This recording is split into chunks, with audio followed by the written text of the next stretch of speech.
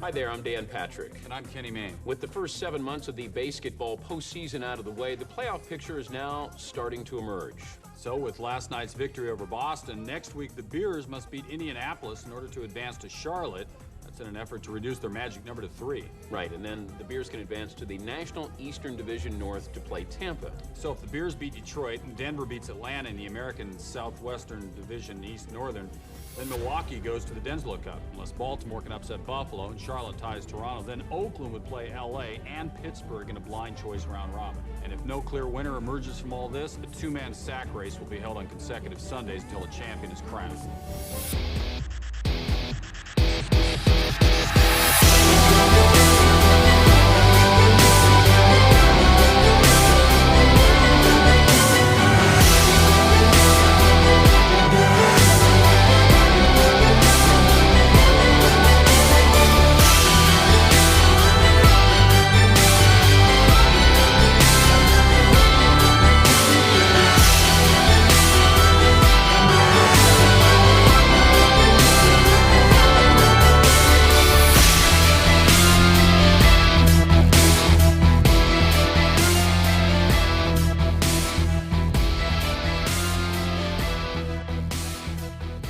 Welcome to the Objective Secure podcast. My name's Mike. Hi, I'm Emma. And this is episode 49, Tiebreakers. We're going to be talking all things West Australian Team Challenge today. Having just had the 4th annual WATC happen on the 17th and 18th of August 2019. Yes. 5 games, 16 teams of 6, 96 players in total across the 2 days. And we thought it might be cool to check out the winning teams, check out our patrons who attended the event and the lists that they brought, talk a little bit more about the format, how the weekend went, and kind of give an update on where the West Australian, I suppose, competitive 40k scene might be at the moment based on some of these lists. Yeah, so shout out to Steve. This was his idea for an episode, so we're always open to ideas of different ways that we can, I guess, fill the time that we chat to you. And so he suggested this and we thought we would. He gave us a very, very brief scope, and we're going to fill it. What's really scary is there's 13 individual lists from our patrons who joined us for the weekend to go through before we talk about the winning team. Because I think only one of them features on that winning team. So it's going to be really interesting to go through some of these. And we've obviously got the player leaderboards as well, so we can have a look at rankings. And we should point out, and we'll probably get into this a little bit more, that the rankings don't necessarily reflect the individual's ability because of the team nature, but we'll cover that in the topic. Yeah, so we will cover this in the topic, I'm sure, as well, but we have a video on our YouTube channel which it goes through how the matchups take place, and then just prior to WATC we released another video on the YouTube channel which was our second how-to video, and that was how to use a traffic light system for a team event. Yep. And we'll link that in the show notes as well, so you can go and check that out on our YouTube channel as well. And I have a great plan to create a follow-up video to that, which is basically from the traffic light system that we used as part of that video, looking at what the other team actually had for that system, because in that video we talk about how this is obviously only one team's view. So hopefully we'll have a follow-up video coming out for that soon as well. Exactly. So, in the meantime... I've said it now, we have to do it. Tricky. I can edit that, it's fine. Magic of editing. Hopefully I said it with enough flow that you can't find a place to cut. That was my plan. Okay, that's enough dead space. I think I can work with that. You'd be amazed at what I can edit, folks. It's some of the stuff that goes in and comes out and gets rearranged. Sometimes you can spot it, but hopefully you can't spot it too often. Anyway. Moving on. In the meantime, yes, we have had the release of Codex Space Marines and the supplements for the Ultramarines and White Scars drop on the Saturday of WATC. So, interestingly enough, I don't have a copy yet because we were running an event for those 2 days. And nobody brought you one so that you could buy it from them? No. How many stores were in that room? Well, to be fair, the guys from Beyond Games and Hobby did come and they did have copies, but I believe they sold them to other participants at the event as opposed to saving one for me, which I didn't think you'd lose any sleep over. No. So that's a copy I'll have to get my hands on at some point. Although at this stage, I don't actually actively play Space Marines that much, so it's not the end of the world for me not having a copy immediately. True. So, but we have seen those drop, and we've seen the internet explode and the sky fall, and the apocalypse happen once again. And we'll all pick itself back up again by next week.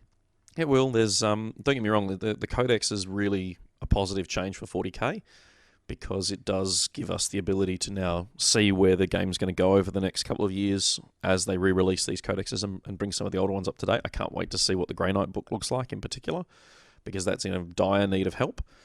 But the some of the conversations I've had with players both here in WA and overseas have been, this is, the sky is falling type stuff. And, where's the love for this army or that army or whichever one they prefer the most? And the response I've given is the same, is that it's a cyclic process. We've seen it happen since the very first codexes back in 2nd edition when they first came out. And the only difference is with when they went from 7th to 8th is they had to release them all in rapid succession because the rules had changed enough you couldn't use your old ones. Mm-hmm. So now we're going to see them go through and they'd already said this was going to be much more close to a living edition where they were going to be updating stuff frequently, which is what we've seen them do. So a 2nd edition codex as they release new models and fold it all together just makes sense. So, if you're worrying why your Necrons haven't had an update or whether your Tyranids need some love, they're coming. It's just going to be a sequence in a matter of time. And I think the chances are we'll see them address codexes in a different order to what they were released. You might see the older ones given priority, but I also think you'll see model ranges dictate what gets updated when. Because we know that Finecast is slowly being phased out, so we're likely to see plastic replacement kits for those sooner rather than later. We've already seen a couple of the Space Marine characters move from Finecast to plastic. So I suspect that we'll see a few of those armies take steps down that road, potentially out of sequence of the release that we've had for the first round of codexes. So it's going to be an exciting 18 months for 40k. It's going to be interesting for us running events as they continue their release schedules. Yeah, it can be difficult, obviously, with running events because people are excited and want to use new codexes and things like that. And obviously we have to have a cutoff for when people can. So we always say by when lists are due, the codex has to be out by. Yeah. And that can cause it can cause a whole heap of distress on our part when we're sat waiting for editions to change or codexes to drop or and what that's going to FAQs to come out. But, for players who, perhaps wanted to use that codex for the event on the weekend and we had to say no, it can cause some stress there as well. Well, I actually had one player suggest that they would submit an army list with the old book. Yeah. And then their friend was going to go and buy the new book on the Saturday morning from a Games Workshop store. And drive it down. And then drive it down and let him resubmit the army list for Game 2 that day so we could use the new one. And funnily enough, I said no. Yeah, now, we should maybe we shouldn't, I don't know, but maybe it's useful to clarify why we do say no. So it's not necessarily for the player in question. Often it's for your opponents as well. So a week from the event is generally ish when we have the cutoff. That gives you a week to learn how to use that new codex, but it also gives any opponent the opportunity to have a week to have a quick look at that new codex and find how their army may work in relation to it. And getting it on the day of release doesn't give your opponents the opportunity to do that. No, I mean the internet is great these days where once the preview copies are out, we normally have some ideas about what the book has with a few days' notice. So having a week in between cutoff and event means that you can jump on the internet, you can go to YouTube, you can go to any, like Reddit, forums, Facebook, and you can generally find out enough about a codex that you can go, okay, these are the stratagems we need to worry about. This is what's changed, this is what stayed the same, this has increased, this has decreased, this is what I'm looking at. Not to mention the Warhammer community guys releasing previews of data sheets and weapon profiles and that sort of thing as well. Yeah. But, I don't think it's realistic for any TO to allow a book that's released on the same day as the event. And I know that some TOs do, and that's if they start late enough in the day, yeah. That's completely their prerogative. We just choose not to, and that's one of the reasons why, because it gives everyone the opportunity to learn that. It also gives if you can give it 2 weeks, that's ideal because then you give Games Workshop a chance to release FAQs. Oh, the new FAQs for the issues that they found with it. Although they have been getting better, the FAQs are getting more brief. So that's a good thing. The other thing that we've seen from Games Workshop this week is the preview for more Sisters of Battle, because they are coming. We're getting more and more previews each time because they do their Sisters of Battle bulletin. And the Sister Hospitaler was the latest model in part 14 that was previewed, I think, Monday this week. So the model itself is a fair departure from the old metal version. The old metal version was basically on a 25mm standard base, and she basically looked like a cross between a nurse and a nun. She had the sort of the habit over the top, but she had a surgical mask on. She had an apron, but on top of power armor.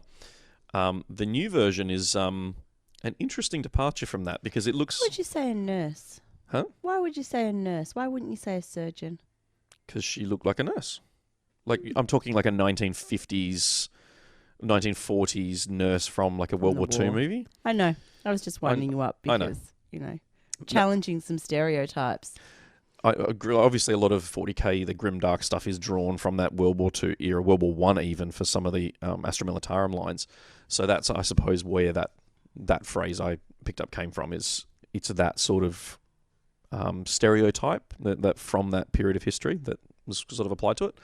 The new version, though, is it's been polarizing reading it on the internet. I'm going to be honest, I can't see it because of the So- angle. That's better. I can see it now. Just look like a giant black blob. So this is very much more of a preacher yeah. than a anything sort of surgical looking. It does have some surgical arms attached to a backpack.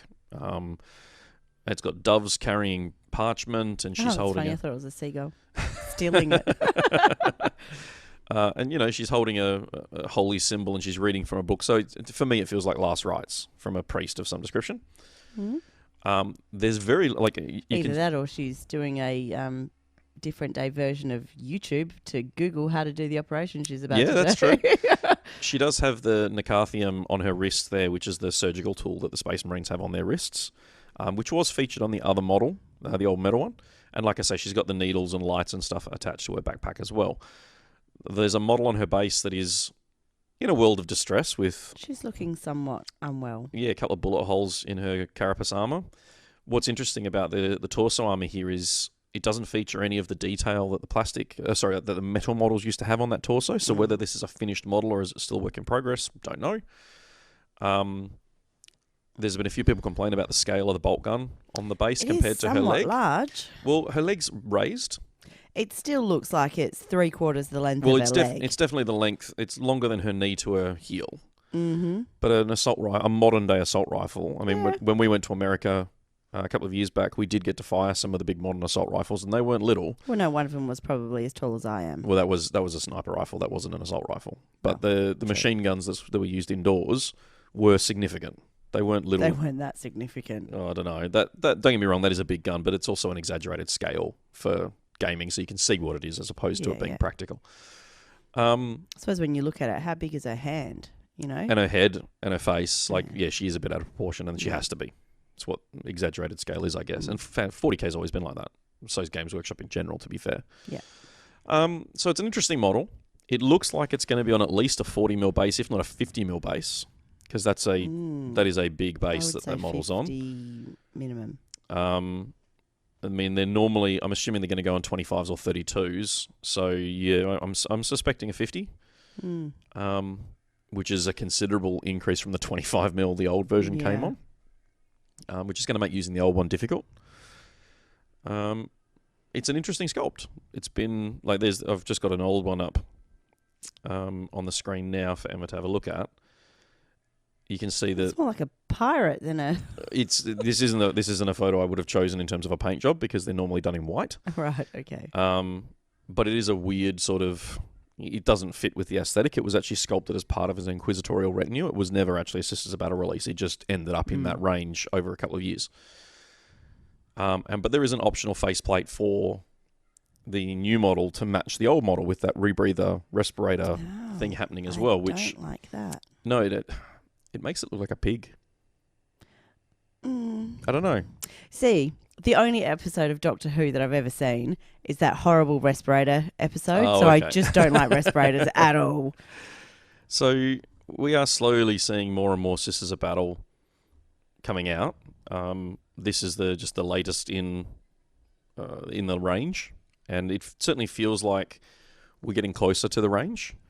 I mean, we've seen there was a Canoness released with a sword and a rod, and she actually had a bionic leg, which was interesting as well, because That's really cool. from the front of it, it looks like it's part of the power armor, and then when you look at it sideways, you can actually see it's a bionic, which is kind of cool. So they have been looking at diversifying the range and adding new styles to it, and there's enough there that they resemble the metal models that I own back from 2nd edition in terms of... Do you mind if I just go back to the bionic leg? Yeah. I actually really like the fact that they've put that bionic leg in there, because it doesn't feel like they've done it as a way to... No, it's not tokened. That's it. Yeah. And so we see so much of the token stuff happening that it felt really natural to have it there, and I think that's awesome. Yeah, well, they... I mean, it's a very dangerous road to walk down in that sort of environment these days, where you don't want it to appear you like don't want it to be tokenism. Yeah, you don't want it to be sort of shoehorned in. Yeah. And in so many things, it feels like it's been shoehorned in. Yeah. And it's funny because I was speaking to someone who's quite close to us who does have a disability and refuses to shop at a particular shop that advertises using people with disabilities, because for her it feels like it's the token disabled person. Yeah. So, yeah, I don't know. I just thought that was really cool that that's sort of in there without it being... That it doesn't feel like they've made a big deal out of it. No, she's not walking with a cane or anything. She still looks like a badass. I haven't seen anywhere Games Workshop release something about how they're including somebody with a prosthetic in order to be more inclusive. No. And, it's just been put in there because it's one of the things with war and also... Yeah. So anyway. there's a little caption that goes with because they actually do show you a side shot which features the leg. Yeah. Of course, fighting the enemies of the Imperium leaves a mark, and in her case, it's a bionic leg. As befits someone of such an important role, this isn't some sort of crude functional bionic, as so many Imperium must make do with. This is a far more refined and ergonomic augmentic. That's it. It's just describing that it's a cool-looking bionic leg. Yeah. And when you read the rest of the description for her, she's canoness of the spiritual and martial commanders of the Orders Militant. Each is a shining example of purity and dedication, a veteran warrior of hundreds of battles and a slayer of the faithless in numerous war zones. Shrewd tactician, unmatched faith in the Emperor, strong leadership. There's nothing there that points out the fact that she's, Does she actually have horse legs? No, they're armoured boots. So that's the All side. right, see, from the side, yeah, it looks like it, but from the front, it looks like a hoof. Doesn't it? It does Maybe a little it's just bit. the angle that I'm... It's No, it was just the angle I'm on. What I also like is, yes, she does have a tiny heel in the shoe, but it's not a... That doesn't look like it's not a height from the side. Well, I mean, it's got a cut in instep. Would it be a cut in instep? My point is, it doesn't look like putting She's a not in female high warrior in heel high boots. heels. The same goes for things like they re-released the... Just so you know, I can run faster in heels than I can flat shoes, which actually the bar is pretty low. I can't run very fast anyway, but I am faster in heels than flats. So the Repentiers... So some of us do better in heels, just saying. The Repentiers are another model that they've redone recently and given us previews of. Now, these models were basically dressed in parchment with giant chainswords in the past. Now, they've left them in essentially a bodysuit. You can see the plugs on their arms and bodies where their power armor would normally plug into. They haven't put them in high heels. They do have these sort of... Ugly granny shoes? Yeah, granny shoes is probably a good way of describing them. They're not overly sexualized in any way, shape, or form. They're not sexualized at all. No. Not overly, they're just not at all. But that's actually caused complaints from the fan base because they don't like women anymore. Oh, side view, you can see of she's them got boobs. Yeah, some of them do. That one. Yeah, so but they're muscled. They look dangerous. They've got these huge, big cleaver weapons. It's a big departure from the old sister Repentiers, who were less clothed, I suppose. So, the old versions basically wore rags, I suppose is the best way to describe it. Or just loincloths and shoes, basically, with hoods. They weren't, they were certainly... I don't know. These new ones actually look like penitents, like they're trying to repent. They've been, they've got shorn heads and they look, I really like the look of the new feel. Like they feel like they belong in the range now. These ones always felt a little bit odd. And then of course you've got the Canoness, I can never say it, Veridian. I said Viridian. This model was released in fine cast a couple of years ago now. She has got weird looking feet and she has got high heels and her pose is a little bit unnatural, and it's actually based off artwork by John Blanche, who's one of the original artists who drew her for 2nd edition, and they've released it as a miniature. And everyone went, oh, you know, that's what the new Sisters of Battle are going to be like. And then they obviously started previewing the new 3D sculpts, and it's not like this. This is a model that doesn't fit into either aesthetic, interestingly enough. I really like that. I actually have that model out in the dungeon. She's in fine cast, sadly, which isn't the best material to work with. But it'll be interesting to see how she lines up. 90% fine cast, 10% green stuff at least. The fact that you said it and not me is fantastic. So, you know, this Sisters of Battle range is slowly filling out. We've seen the Hospitaller, we've seen the Canoness, we've got Repentia.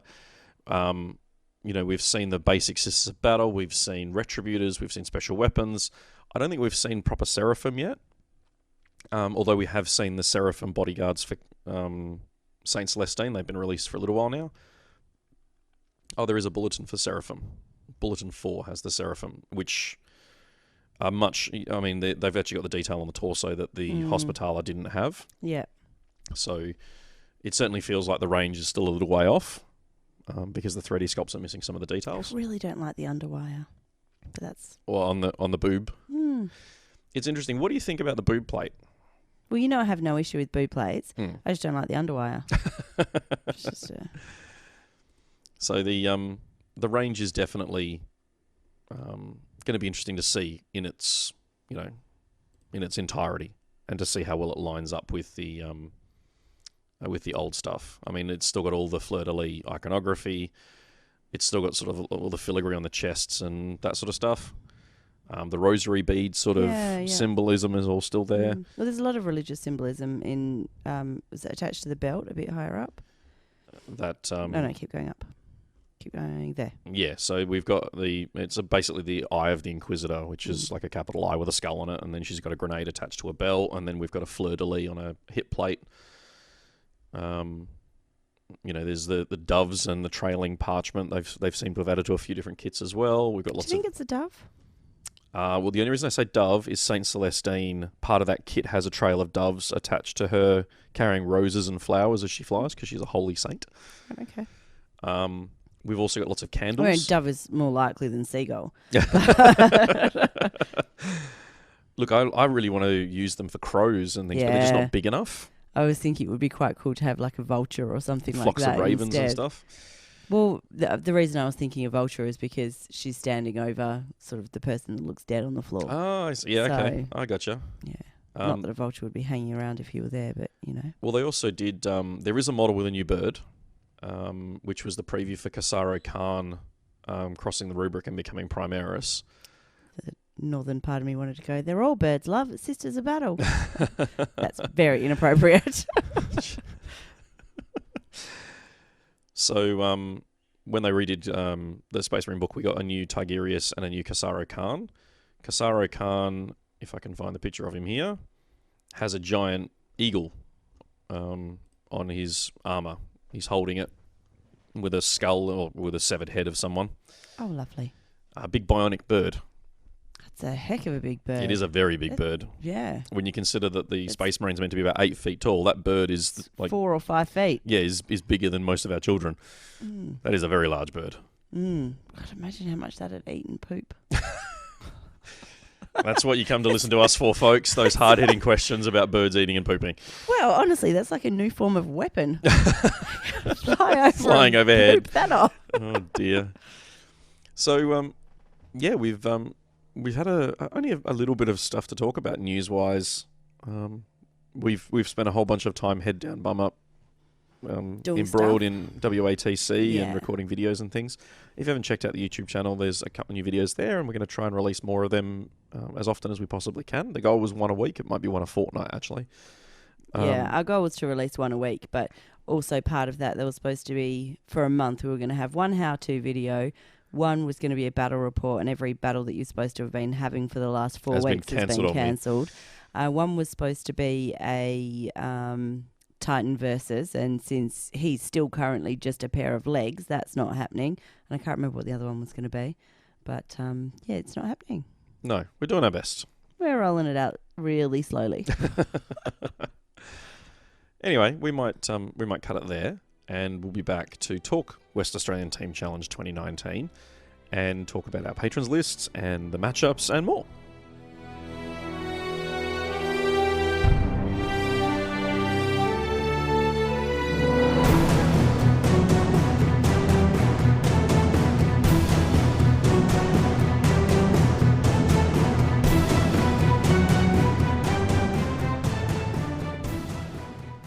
Back. So, WATC. I reckon we start with the leaderboard for the teams, and then we can go and start looking at the winning team with their lists, and then we can head into our patrons lists and do a bit more of a deep dive on those. Okay. So, had 16 teams of 6, 96 players this year. That is down on last year because we had 20 teams of 6 last year. However, last year was only a single day event. And it was only 1,500 points. This year was 2 days and 2,000 points. Yes, and to be fair, we could have quite easily got 20 teams, but because we had to wait a really long time to confirm that we had a bigger venue and could actually fit extra teams in, as it happened, by the time we confirmed that, we only managed to get an extra 2 teams. Yeah. So next year's going to be huge. Yeah, very potentially. Well, we've got I think that we can fit probably 22 teams is my guess. Do you think? I reckon 22 is achievable in that room. I thought 24. I reckon we could get 50%. We might start getting a little bit cozy at 24, but 22 is definitely doable.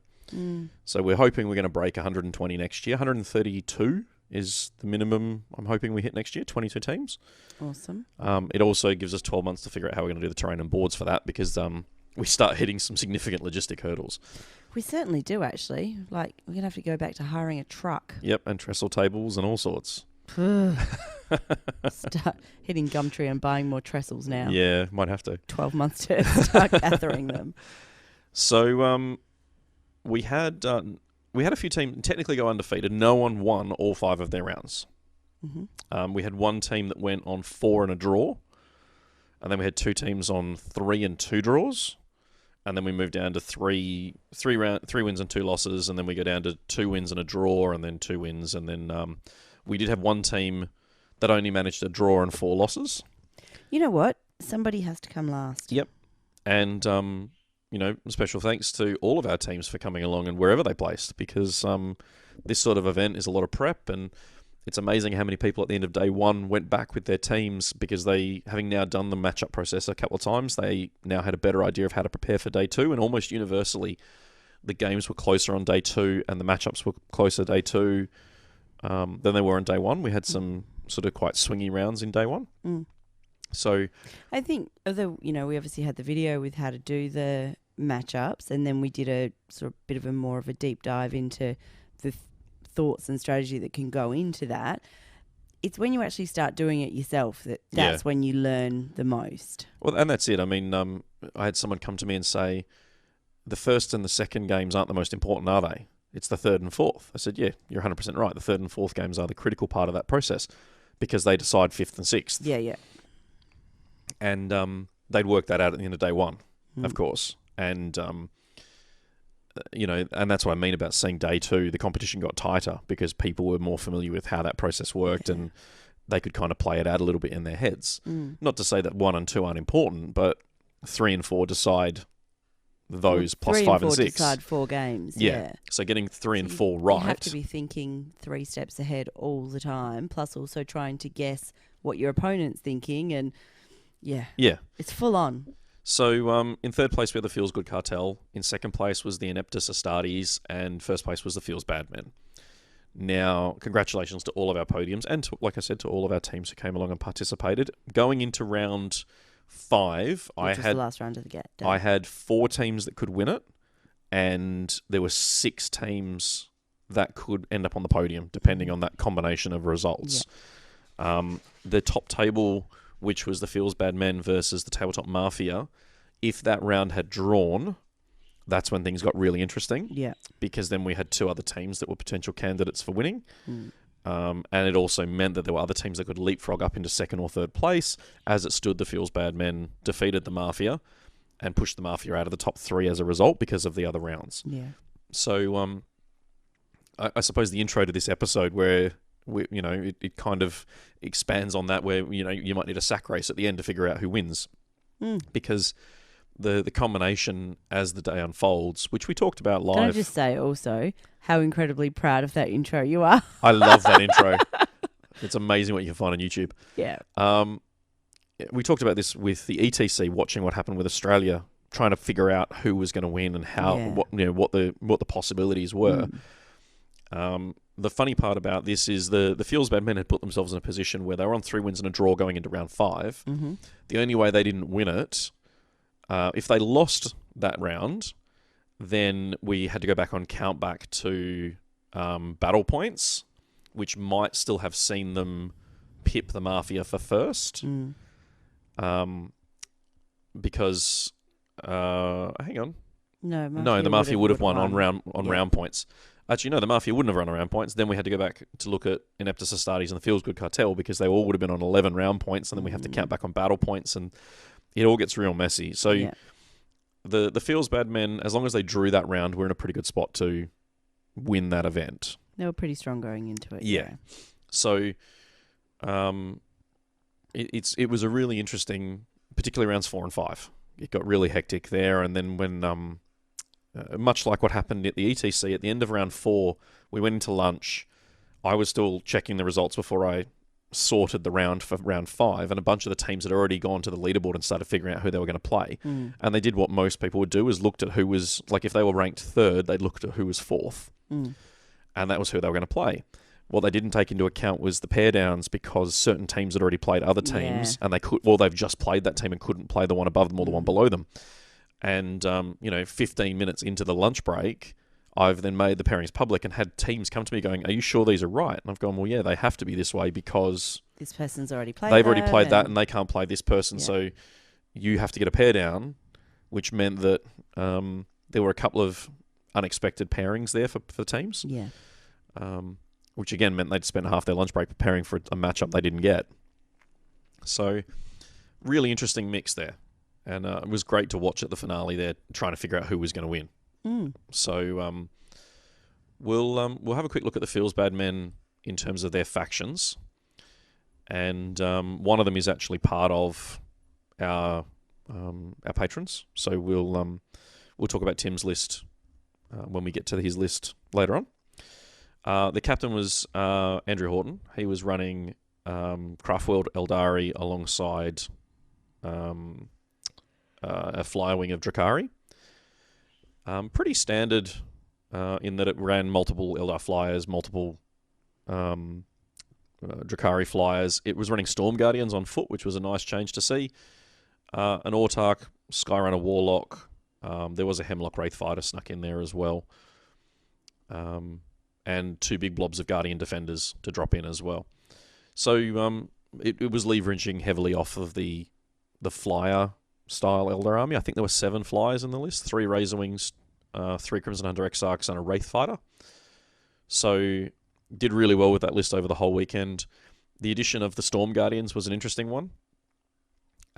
He did run them WYSIWYG, so the kit you buy from Games Workshop only gives you 3 chainswords for every 5 Eldar blades, and you want the chainswords more than the blades. But he did the right thing and didn't even ask for, can I count these as this? He just ran them as they were armed, which was a really positive thing. Really solid list. I know they used it plenty of times as a bully list in the matchup process, because no one wants to fight 7 Eldar flyers.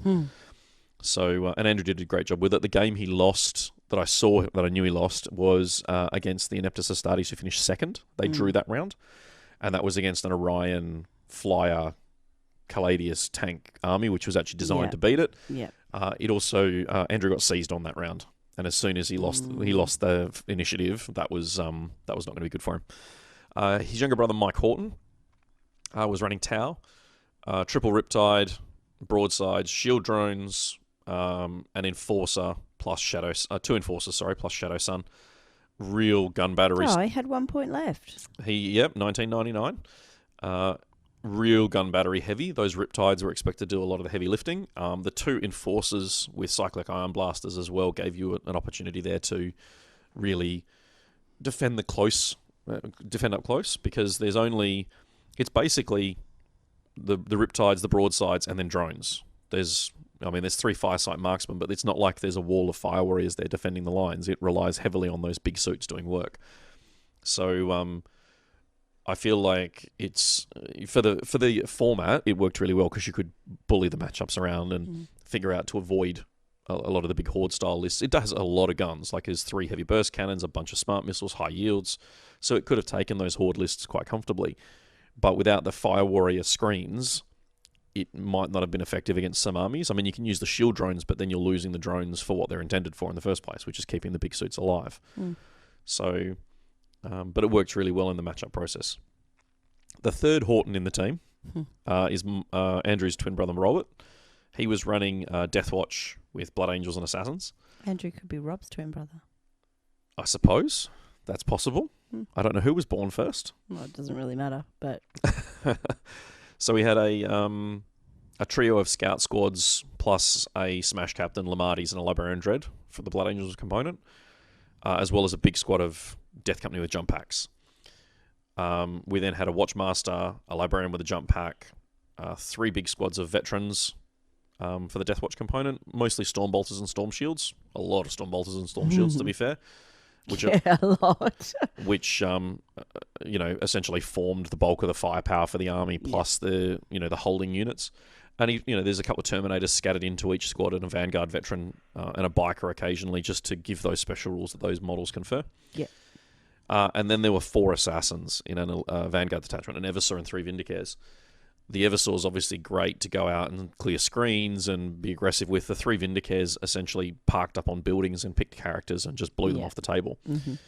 I saw a game he was playing in round 4 against an Eldar opponent. He'd put the Assassins in the open on top of a ruin and then had a squad of the Deathwatch veterans on the ground floor, out of line of sight, but closer to the enemy than the Assassins, which meant that the Assassins couldn't be targeted because there were enemy units closer and their characters. Yeah. But it meant the Assassins had free reign of line of sight, could see wherever they needed, and were just able to pick targets and shoot. So Rob played that army really tricky, isn't it? Really cleverly. He was very, very careful with that army, and that game against that Eldar army, I actually thought he would lose. And then saw that little sneaky thing and saw a couple of other plays he made, and he did a really good job of beating what was a very solid Eldar army. So, very impressive to watch that. Jordan Beresford was the next team member playing Genestealer Cults. It's a wall of bodies. Patriarch Primus, 30 Brood Brothers, Kelemorph, and then an Acolyte, Icon Mortar Magus, 3 blobs of hybrids, Clamavus, Kelemorph, another Patriarch, a Primus, more Brood Brothers, 2 big blobs of 10 Aberrants as well to round it all out. So it's probably, and it's only my opinion, but I reckon this is probably close to the best Genestealer Cult list at the event, if it wasn't the best, in my opinion. It worked on... Look at you adding "in my opinion" to all of those. I'm trying to be better, so let's keep going with that. And it packs a whole bunch of hybrid heavy weapons. I think there's 2 squads of 15 with 5 rock saws in each, and then there's a squad of 20 with hand flamers, alongside those 2 big blobs of aberrants with picks. And it just overwhelms you with bodies. There's just so many models here. And if you can get any of those 4 big assault units into combat, it just crushes whatever it charges. It's backed up by the Patriarch with psychic powers. There's a Magus there with psychic powers as well. And then you've got buffs from the banner and everything else. Yeah. It's a really, there's 100 plus models there on top of everything else. One of them's also a Brood Surge, so all those Acolytes get bonuses in that. There's an Anointed Throng there to make those Aberrants really good. So, really solid list. I really liked it. It's, it's a commitment army. You have to paint a whole bunch of models, and there's... As you know, is somewhat... even right down to the refined strategy, the things he took out were very carefully thought out and planned out. And I really liked it. I mean, just for example, in Refined Strategy, took out Defend 5 and Defend 6. Mm-hmm. Now, most of these missions used the combo of Eternal War and Maelstrom, as we have done for previous years. By removing 5 and 6 from the deck, most of the missions, the Eternal War component was only objectives 1 to 4. Yeah. So by removing Defend 5 and Defend 6, he essentially got to ignore those objectives for the 1 point cards, which are take and hold, 5 and 6. They're easy to do. Defend requires you to sit on them for 2 turns. Yeah, that's it. So he could essentially ignore them for big parts of the game, which is really important. Taking out Domination as well, because you're not going to be looking at 5 and 6, means you don't have to hold those cards. Yeah. So there was a lot of strategy that went into the front end of it as well, which was really positive. Mr. 100, Ben, is next up, running Alpha Legion and Demons. So the Alpha Legion component was a Chaos Lord with Jump Pack, a Dark Apostle, a Sorcerer, and then 3 units of Cultists, plus a Hellforge Contemptor and a big blob of Possessed. The Possessed is something that I think a lot of people would have underestimated. Mark of Nurgle, they're nice and durable. There's also a unit of Reaper Chain Cannon Havocs. Yeah. There's a Demon's Fortification there with a Feculent Nalmor. The Nalmor buffs anything with the Demon keyword and Mark of Nurgle, which the Possessed fall into. Yes. So they get a whole bunch of benefits by being around it. They're harder to kill. They move faster. He also had an opportunity, and I don't know whether he did it, but there's a stratagem that lets you give a unit all 4 marks of chaos, and then there's a whole bunch of stratagems you can play off the back of that. Yeah. Now, I don't know whether he did that during the event, but having that big unit of Possessed, I'm sure people went, oh, Possessed, they're crap. And I'm sure that at some point in time, that unit either took an abusive amount of firepower to take off the table, or simply just did things that people weren't expecting. Advance and charge, those sorts of things. There's a demon. The demon detachment is a Mark of Khorne with the Demonic Axe, which is great for killing big tanks. It's a pretty standard build. It just goes in and destroys a tank a turn.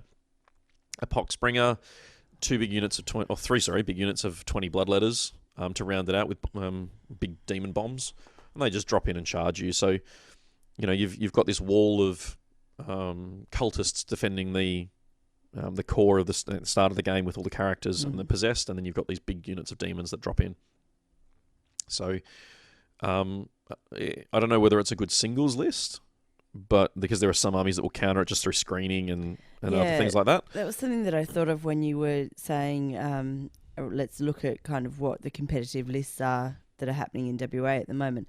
I'm not sure that these are necessarily reflective of that, because of the restrictions that we put on around the fact that, you know... Yeah, using each faction once each and that sort of thing. Each faction can only be used once. It does mean that, as you say, would you necessarily take this as a singles list? Maybe not, but in the context of this event, it works well. Yeah, for sure.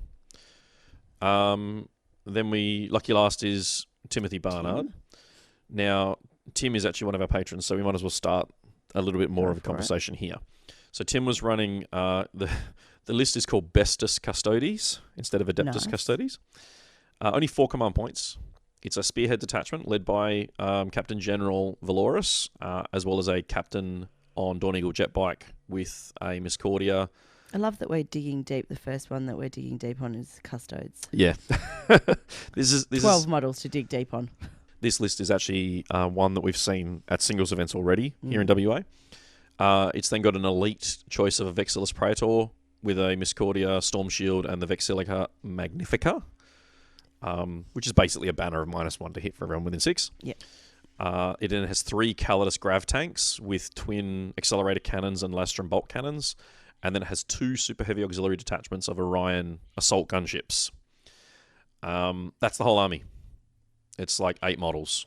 8 models. 8 models. Oh, I was being generous when I said 12. You were.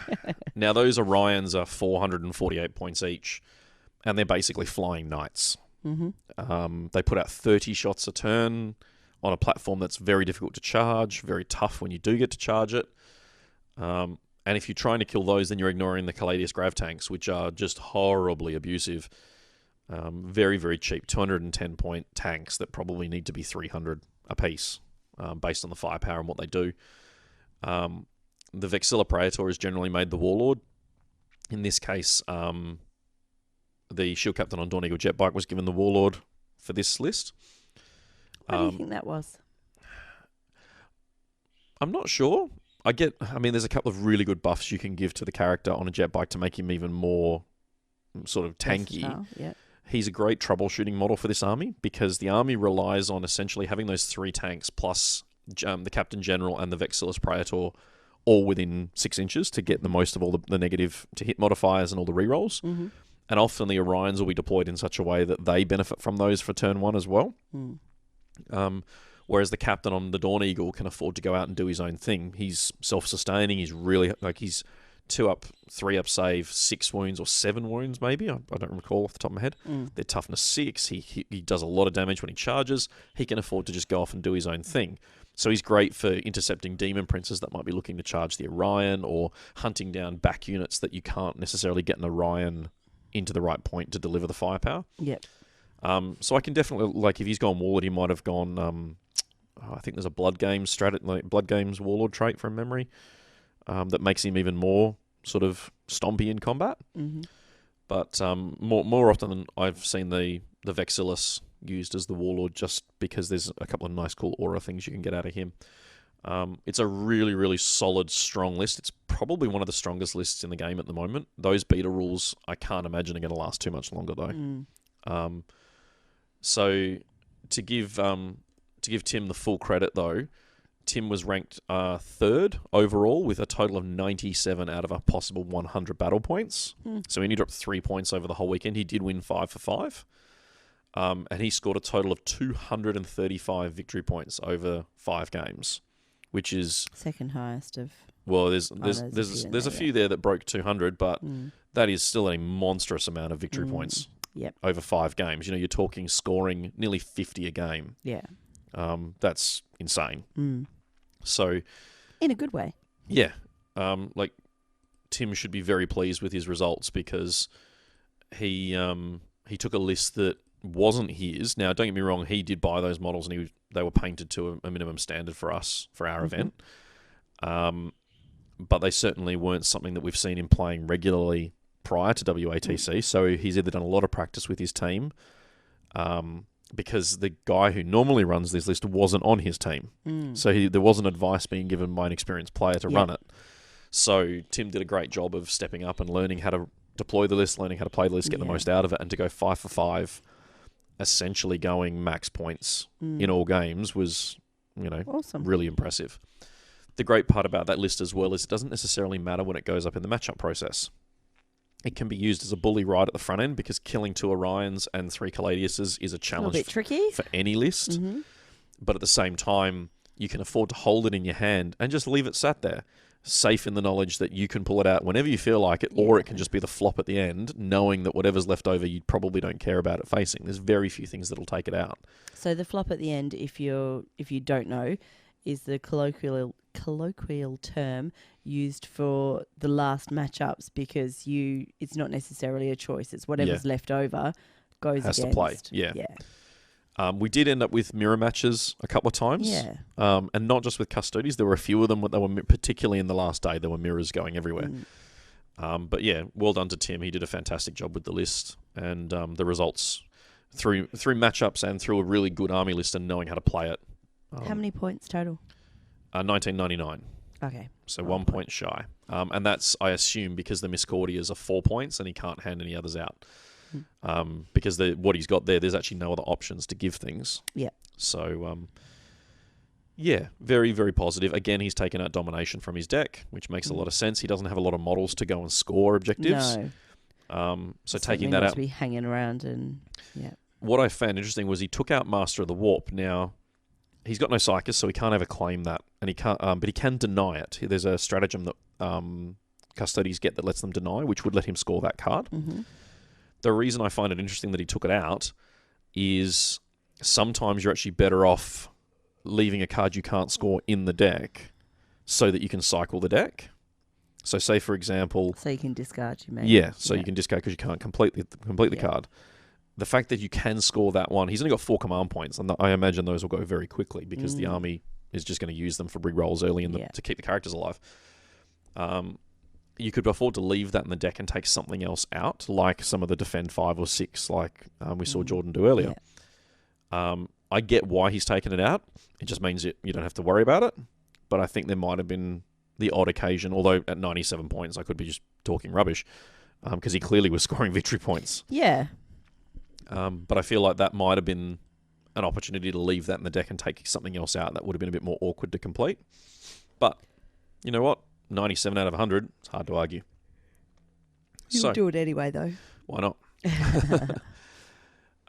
Okay, so we're going to start. I've got all the tabs here open. Okay, so we're not going through second and third? We're just going through. No, we're going to go through these ones, and then we'll see how we're going. We might talk about the number 1 and 2 players as well. Okay, perfect.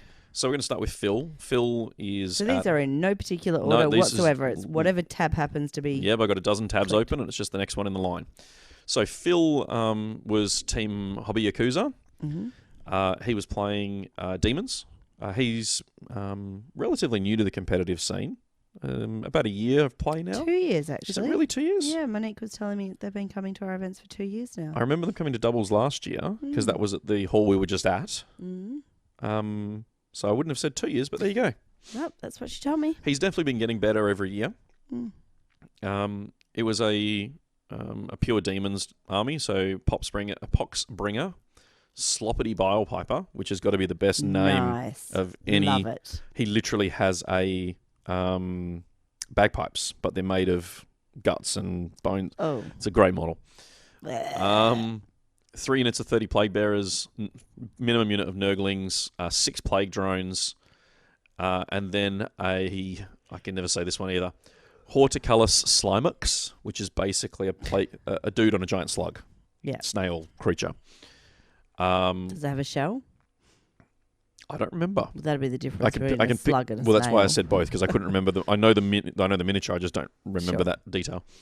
Bloodmaster, 2 big units of 30 Bloodletters, more Nurglings, and a couple of pieces of Nurgle. 4 to be exact, across 3 elite choices, 2, 1, and 1. And total points 1995. Yep. 5 points down. I don't think there's anywhere else you could actually spend those 5 points again. It's one of those things these days where you'll end up with a few points left over here and there. The cards taken out. One of them was a Nurgle specific card. Overwhelming firepower makes total sense. There's no guns here, essentially. Yep. Psychological warfare. That's one that a lot of players took out, because forcing and failing a morale check in the game is actually quite difficult. Scouring the skies with no real way of bringing down flyers. He's got plague drones that can charge them, but the plague drones can't be everywhere. So again, makes a lot of sense taking that out. Big game hunter. It's interesting to see that one taken out. There were a lot of big monsters, but then again, this army doesn't kill big knights especially well. Yeah. So again, there's a thought that's gone in there. And priority orders received is just a dumb card that I can't argue with not taking out. Mainly because it forces your warlord to go and do something you don't necessarily want them to do. Okay. So there's a lot of sense in taking that out. This army, by and large, for me, looks like a shield. It's only got a couple of armies that it's going to be truly like Eldar Flyers, but even then it can kind of flood the board and try and deny the Flyers the ability to move. Yeah. It puts down like 160-ish models. So it covers a lot of board space if it wants to. It's, like I say, the output on it relies on close combat, so you do have to get to the opponent, but it doesn't necessarily win by doing that. It wins by holding objectives and just denying you the ability to get anywhere near them. Yeah. So yeah, in team environment, it makes a great deal of sense to do that. Field only did win 1 game, but I suspect that the matchup process played a big part in that, where he was given games to absorb the hits. Yeah, so I can't speak too poorly in that regard for him. But it's in a team environment, it's great to have a list or 2 lists like this that you can soak up hits from potentially bad matchups. It probably doesn't want to deal with knights, especially. Most of the knight lists we saw had a lot of guns that could bring down mass models fairly rapidly. Yeah. And then the stomp attacks as well, and then they don't hit. When you're hitting them back, you're not essentially going to do too much if you can get there. So yeah, good job there, Phil. The next one we're going to talk about is Bree. Bree was part of the Snake Eyes squad, who were playing on the second top table going into the final round. They also had the most amazing team shirts and banner. Yeah, they even brought a team banner. We've got a photo which we'll have to include in the show notes. Another one, Running Demons. and another Nurgle one. And I believe our only female player at the event. Yes, she was. So Poxbringer, Sloppity Bilepiper again. We've got a Spoil Pox Scrivener as well in this list. 3 big units of 30 Plague Bearers once again. She included a Soul Grinder with Mark Nurgle in this list. I'm assuming that's purely driven by liking that particular model. The Soul Grinder, by and large, is something that most players don't tend to gravitate towards because it's not as efficient as other choices. In her case, you know, its weapon payload's okay. It does some okay damage. You know, it's a good heavy support choice to have to, you know, in desperation if you want to fire off that battle cannon round and, you know, trying to support your army a little bit at range, that can do some work, but 180 points is expensive for what it does. So what would people normally put in instead? You wouldn't run it. You'd spend those points in another part of the army. And like a Demon Prince, for example, about the same points. Does it do the same thing? No, it does it in a different way. But demon armies don't generally work off firepower anyway. And anything like this, like if there were 3 of them here, then I could understand the thought process behind it, because you're target saturating at that point and you're also saturating a type of firepower so that you can pick one target and be safe in the knowledge that you can bring that target down by firing all 3 of them at it. Does it do something that... It blocks things really well because it's got a massive footprint. Yeah. So there are a few different ways you can use it. The fact it's a walker as well means you get a little bit of mobility out of it. It's an interesting choice. I'd be interested to see her thoughts around that particular model. I don't know how it did over the weekend, but it's I just certainly... wonder, you know, when you look at these lists and you sort of going, okay, well, where are the gaps in an army and what is it, you know, what's it not going to fare well against? Does this potentially fill one of those gaps that would otherwise be there if that wasn't in? I don't think so. I feel like there's still... Like, I know the model that she used, it's converted and looks cool, and that could easily just be the determining factor. And there is nothing wrong with choosing a model because it looks cool. No. Bree is, generally speaking, a competitive player. Yes, she is. So... and quite proud of it. I'd be interested to hear her thoughts as to why that was included. Because, like I say, I would normally say, with a Soul Grinder, you want 2 or 3 of them, because you're getting the most out of target saturation. Because you know, I mean, when you look at the rest of the list, so the rest of the list is a Demon Prince of Nurgle, a Foul Blight Spawn, a Fetid Plague Drone, and 3 Plague Burst Crawlers. So the Plague Burst Crawlers, there's 3 of those. That makes total sense. They've all got Plague Spitters to defend themselves up close. And that's the thing, that the Soul Grinder kind of does the same thing they do, and it could easily just be there to help defend them in the event of them getting engaged up close, because it can fight in combat and shoot. I would have thought running 3 of them would make more sense, though, because then you can take fire away from the Plague Burst Crawlers. The problem is the Plague Burst Crawlers are cheaper than the Soul Grinders, so you don't necessarily want to run a more expensive unit to defend a less expensive one. So, but it does add firepower to her. Once again, we've seen domination taken out of this. Taking out Blood and Guts really confused me for her, because Blood and Guts is kill things in combat, and that's what demons kind of do. So taking out Blood and Guts was an interesting choice. Psychological Warfare and Priority Orders coming out, there's no surprise there. Area Denial is an interesting one. There were some players who realised in the final mission in particular that Area Denial was essentially a free card to score in turn 1 if they were going first, because of the way the mission was played. So her taking that out obviously is a negative impact on that mission. And the last one is Advance. And the reason that she's taken Advance out is she doesn't want to be moving out of her deployment zone. Those Plague Burst Crawlers want to be sat still as much as possible. So, again, there's 90 Plague Bearers there to soak up hits and block the table and just be annoying, along with a little battalion of gunfire. The Plague Spitters and, the Plague Sprayer on the Foul Blight Spawn mean that any flies that get too close have to be worried. And the Demon Prince of Nurgle can, charge flyers and do what it needs to do as well. So, yeah, good, really solid all-round list. Pretty impressed. Cool. How did she go in the games is the next question. Because these are in no particular order, I'm going to have to scroll through and find her in the rankings. 50. She finished 50th with 2 wins. 134 victory points from those 5 games. So 2 wins, take those out. You know, she still did well in the other games. I don't think she lost anything. You know, she might have lost 1 game in a significant manner, but to score that many victory points, I assume she did okay. Her total victory points were 50. So she, out of 100, spot on middle road. Not bad for 2 wins. So yeah, well done. Now, next one's Alan Oliver, who a member of the Toy Soldier Cartel. They finished 4th overall. Alan loves playing big hordes. So Alan's running Tyranids, and it's going to be easier to just say it was about 250 gaunts and leave it at that. It was a massive brood. 2 Malanthropes, 90 Termagaunts with Flesh Borers was the first attachment, then 3 Neurothopes, and 60 Termagaunts with 5 Ripper Swarms was the second detachment, and then 3 Brood Lords and 90 Hormogaunts was the third detachment. Huge amount of models. Yeah. And before we'd even started the day, I'd already had someone come to me watching him set up going, is he actually going to finish games today? Like, that's ridiculous. He's got so many models. How is he going to be able to complete these games? And I said to the player in question, practice. Just you watch. Yeah. It'll be fine.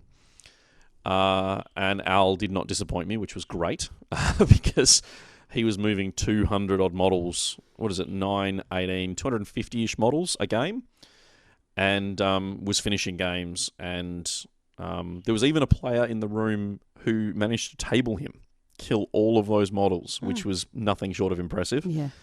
Al finished 69th with 2 wins. So a little bit down on what I think he would have liked for himself.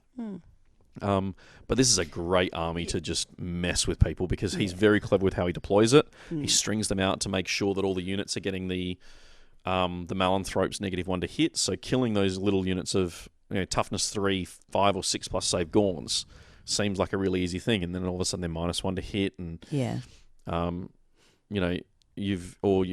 different things you can buff them with, and there's different stratagems you can cast on them. And then you've got those Hormagaunt broods lurking in the middle, along with the 3 brood lords that, for 115 points, those brood lords will kill characters and small units of elite infantry all by themselves. So the 3 Neurothropes give you that psychic defense, and again, more psychic attacks if you need them. It's a really interesting army, and great for a team, because again, it's a different version for the Plague Bearers. Basically, it just absorbs games that just can't, you can't get through them quickly enough. And because of the way he strings them out, you can end up killing half the brood or more than half the brood. They're still -1 to hit, and they're still on the objective. And through clever model removal, if you're really careful, you can actually get the best of both worlds. Because if you remove models, and you can take models out of units out of coherency by removing models, if he has a model on an objective and then takes the next 10 models that are strung out, and the next model is, say it's 15 inches away, neither of those models are allowed to move now, because they're out of coherency. And the FAQ says if you physically, if they both move 6 inches towards each other, and you can't get within 2 to meet the coherency requirements, you are not allowed to move. Yes. That doesn't change the fact the model over on the objective is still getting all the buffs and the minuses to hit, because he's still part of the unit that's being affected at the other end of the table. So I'm sure that Al would have been sneaky enough and cunning enough to remove models in such a way that it was really awkward for the opponent to get rid of. And admittedly, having that one model in range and line of sight of multiple units means you are going to lose the other models, but it means you're having to kill every last one of them with the same penalties and the same buffs on them as you do the first.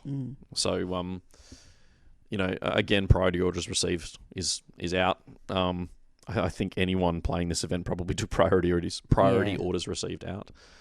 I've actually played Al a few times now, and he knows how to play this army, and he knows how to play it quickly. He's not someone that I'm, as a TO, ever concerned with him in terms of finishing an event, in terms of turns. Part of the benefit of us using down under pairings, it does actually track average turns and average time. Now, the time is a little bit skewed because it's when you put the results in. It doesn't have some sort of stopping mechanism to instantly do it. Chess clock built in. But as long as you're scoring your game reasonably, the other thing, of course, straight is after, that depending on when Alan was put up, can depend on how much time they actually got in the game. So for him, over the course of those 5 games, he averaged 4.67 turns a game and was finished in under 2 hours and 40 minutes. So that's pretty impressive. 2 hours and 39 minutes, but it is still technically under 2 hours and 40 minutes. Yeah, so... So, yeah, well done. Definitely well done. We're jumping to another of our WA teams now in the Tabletop Mafia, Aaron King. Aaron was running Drakari. Now, Aaron's been really interesting to see join the ranks of the tournament players. I don't think he's been... Again, it's a year, maybe a little bit longer. I believe, but I very well could be wrong, but I believe that mixed doubles may have been his first event last year. Well, he finished on 4 wins and ranked 29th. So an exceptional performance, given how relatively new he is to the event and our formats. But he played previously, hadn't he? And I think he's just coming back, yeah. So again, we've seen Advance taken out, Witch Hunter taken out, Master of the Warp taken out, Psychological Warfare, Domination, and Assassinate. Assassinate's the one I'd sort of question the most because everyone has characters, and it's a relatively easy one for you to pick up with Drakari. A double Archon, 4 units of Carbolite Warriors with Blaster in each, 6 Mandrakes, 3 Ravagers, a Razorwing, and 4 Venoms make up the first attachment. All very standard choices, mass disintegrators, blasters, and splinter weaponry. A second attachment was Urian, Rakarth, and a Homunculus, 3 units of Rax, a unit of 5 Grotesques, and a unit of 3 Talos, with Haywire Blasters, Macro Scalpels, and Chain Flails. It's a pretty solid Drakari list. There's not much to say about it. It does what it says on the tin. The Rax... essentially are there to hold objectives, and I mean they've got a 4-up invulnerable save plus Feel No Pain and Toughness 4. The Grotesques and the Talos with the 2, the Homunculus and Urian, are a great little ball of punchiness that you have to try and stop quickly, and that's going to take the pressure off of the Ravagers. The Mandrakes are a great little infiltrating unit that can deal mortal wounds if you need them to. And then you've got a Combat Archon armed with Blast Pistol and Huskblade to go in with them, or go in with the Warriors, or even with the Talos, which is probably where he was deployed. And then the other Archon is as cheap as possible with all the buffs, so that he can stand with the Ravagers and give them rerolls. I did notice that he's got Shock Prows on the 3 Ravagers. And I'm assuming that's purely because he had 3 points left over at the end of the build and just went, oh, you know what? Each one of them gets a Shock Prow. Yeah. Because I can't see you doing too many charges with a Ravager. But, Blackheart, obviously, as well, which means he gets access to Vect. He did use Alliance of Agony to make sure that he got Diabolical Soothsayer in there as well, which is another buffing ability for the Homunculus. There's a couple of Hex Rifles in there for sniping as well, just to add some sniper ability to the Drakari. Great list. Any gaps? I really like it. It's not how I would run it. Doesn't answer my question. For me, I wrote a list very similar to this, and you could probably still do what I would do. The Talos are 300 points, and he's got 150 points tied up in Rax, and another 175 points tied up in Grotesques, and 81 points tied up in a character. Yeah. So there's 450 points strewn across there. I wasn't counting, so it's about that. Trust you on that. Yeah. You could then ditch all of those and just go Urian and 7 Talos? 8 Talos? You could probably shuffle it around to get 8. And what does that give you that this doesn't have? Basically, those Talos just become a huge issue because of the buffs that you get from Urian. The Rax aren't that hard to kill, and I'm assuming the army leverages the fact that you don't have to kill them just to let them sit on objectives because there's so many other things you want to be shooting at. Okay. I feel like the Grotesques... Are they cheap enough for that? 50 points a squad. So you can afford to have them just wandering around doing what you need them to do. If anything, it's the Grotesques. He's got a squad of 5, but there's no way of moving them around. And they're slower than the Talos. And in combat, the Talos are their equal, and the Talos are harder to kill. So, yes, I mean, the Talos for 3 of them is 294 points, and for 5 Grotesques is only 175, so you're talking less than 2 Talos. Yeah. But, again, with a bit of a shuffle, I feel like the battalion was put in there to get the extra command points. Mm-hmm. And that makes total sense, but I feel like the army would be better sacrificing those 4 extra command points in favour of just more punch. Because the Talos are faster, have a shooting option, fight as well in combat, are just as durable, if not more so, because they have a proper armor save. So I get why he's done what he's done. And I know a lot of players love having a bunch of command points up their sleeve. I mean, he starts the game with 13 command points, whereas my suggestion sees him start with 9. So that can be a balancing act, particularly when you've got something like Vect in this army that costs 4 every time you use it. So it does make some sense as to what he's done. I like to run on the dangerous side without that many command points for a lot of my armies. So, but 4 wins, he's clearly doing something right. So, yeah. We're going to move on now to Jared Dennis. JD. JD. He prefers JD. Well, I'm going to spoil it at least once. And I do love that he couldn't capitalise his own name. Yeah, when he put himself in Down Under pairings, he didn't do that. So, now, I'm used to JD not necessarily being at the competitive end of the field. He finished 39th with 3 wins with this list, which is a pretty solid standing for him. It's another Custodes build. However, from the hooligans, or as you called them the other night, the cooligans. What's interesting about this is it's not the double Orion, triple Caladius. It actually uses some other units, which is great. Interesting choice. So there's a shield captain on foot as the first part of the Outrider detachment. Then there's 5 Aquilon Custodians, a Vexillus Praetor, and then 3 Pallas Grav tanks in fast attack.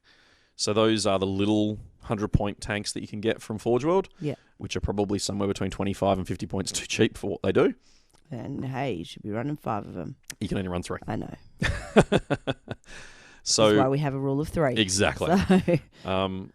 So yeah, like he's the Aquilon Custodians are the Terminators from Forge World with the big power fists and Storm Bolters. So a good little solid unit there to keep the Shield Captain and the Vexillus Praetor alive. And then the Pallas are just good, solid, light tank hunters. The second detachment is Captain General Valorous, 3 Caladius Grav tanks with accelerator cannons, and a Kronos Grav carrier. So again, the triple Caladius. I think every Custodes list had at least 2 of them. Most had 3. The Kronos Grav carrier is an interesting choice. I'm assuming that's where the Captain General and the Terminators and the Shield Captain and everyone goes and hides. The Vexilla obviously wants to be out on the table though. And to another extent, so does Transian Valorous, because he gives the rerolls. So you want those 2 characters with the tanks. But having the Grav carrier carry those Terminators and the Shield Captain, that makes a lot of sense to deliver them where they need to go. Otherwise, they're a bit on the slow side. Master the Warp again has been taken out. Domination, Scour the Skies, Witch Hunter, Psychological Warfare, and Crush Their Resistance, which is a specific one to the Custodes. Interesting, he left priority orders in that one. I probably would have taken that out in favour of something like Master the Warp, where you can potentially score it, or even Witch Hunter. It's another really solid list that you can put up. Those Grav tanks do so much work. Without the Orions, though, it actually changes the target priority because it gets easier to pick what you need to shoot at. Part of the reason the Orion Calidus combo works is, do you shoot the Grav tanks and then those flyers become all but impossible to catch and kill, or do you try and bring the flyers down and wear the firepower from those 3 tanks for a turn or 2 while you try and shoot down the flyers? By taking those flyers out, you've got the 3 Grav tanks, the 3 light Grav tanks, and the transport. You know the transport, you're not being charged by them until turn 2 at the earliest, so you can ignore that for turn 1. That leaves you the little Grav tanks or the big Grav tanks. You kill the big ones first. And so you're kind of helping the target priority process by not saturating with something. A big unit of jet bikes might have been really useful for this army if you didn't want to go down the road of the Orion, because that big unit of bikes then... okay, they are going to charge me, and I have to stop them, and I can't, and they're tough. I have to direct proper guns at them. But he did really well. 3 wins out of 5 games. You can't complain too much about that at all. So, and he's the only person I've ever seen use the Kronos Grav carrier. So, interesting choice then. It's a big model. It's way bigger than I expected. Staying in the same team, we got Evan running Eldari. I had someone send me a message and go, does this guy realise it's 2019 and not 2017? because there's a few things in this list that Evan used that probably not as frequently seen on the tabletops of today. Sometimes that can be good. It can be, yeah. If you've got something that you know works well, but people aren't used to seeing it, then... Absolutely. He's only 1989 as well in terms of points. Oh. So he's 11 It's points wasting down. 11 points, Evan. What are you doing? I thought he'd actually had a relatively... Oh, there he is. 73. So, yeah, he finished 73rd with 2 wins. Mm-hmm. Only took 4 cards out, and they're 4 cards that make total sense. Advance, Domination, Priority Orders Received, and Blood and Guts. None of those make any sense for him to use in the context of the army. Mm-hmm. And he's chosen not to take out 2 more, which is completely fine. Yeah.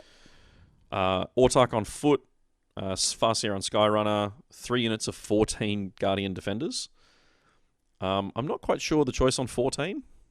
Then a second detachment's Eldrad, 6 Reapers, including a Exarch. Interestingly, with a Reaper launcher as opposed to a Tempest launcher. 3 Fire Prisms, and then an Air Wing of double Hemlock and a Crimson Hunter Exarch with Bright Lancers, not Star Cannons. So what makes this so 2017? The Crimson Hunter Exarch with Bright Lancers is generally speaking an overpriced model compared to giving it the other weapon options. With the other weapon options, it's really good. Less so with Bright Lancers. And with his army, he doesn't need the Bright Lancers because he has the Fire Prisms. It could be argued that he doesn't need the Star Cannons because he has the Dark Reapers. But I just feel like the Star Cannons give you more utility than the Bright Lancers would have. The Reapers, again, there's no Tempest launcher there. The Tempest launcher does something in the Elder army that very few other units do, which lets you fire indirectly. Mm-hmm. And when you've got bottom floor of Ruins line of sight blocking, having indirect fire is really important to have in an army if you've got that opportunity. Yeah.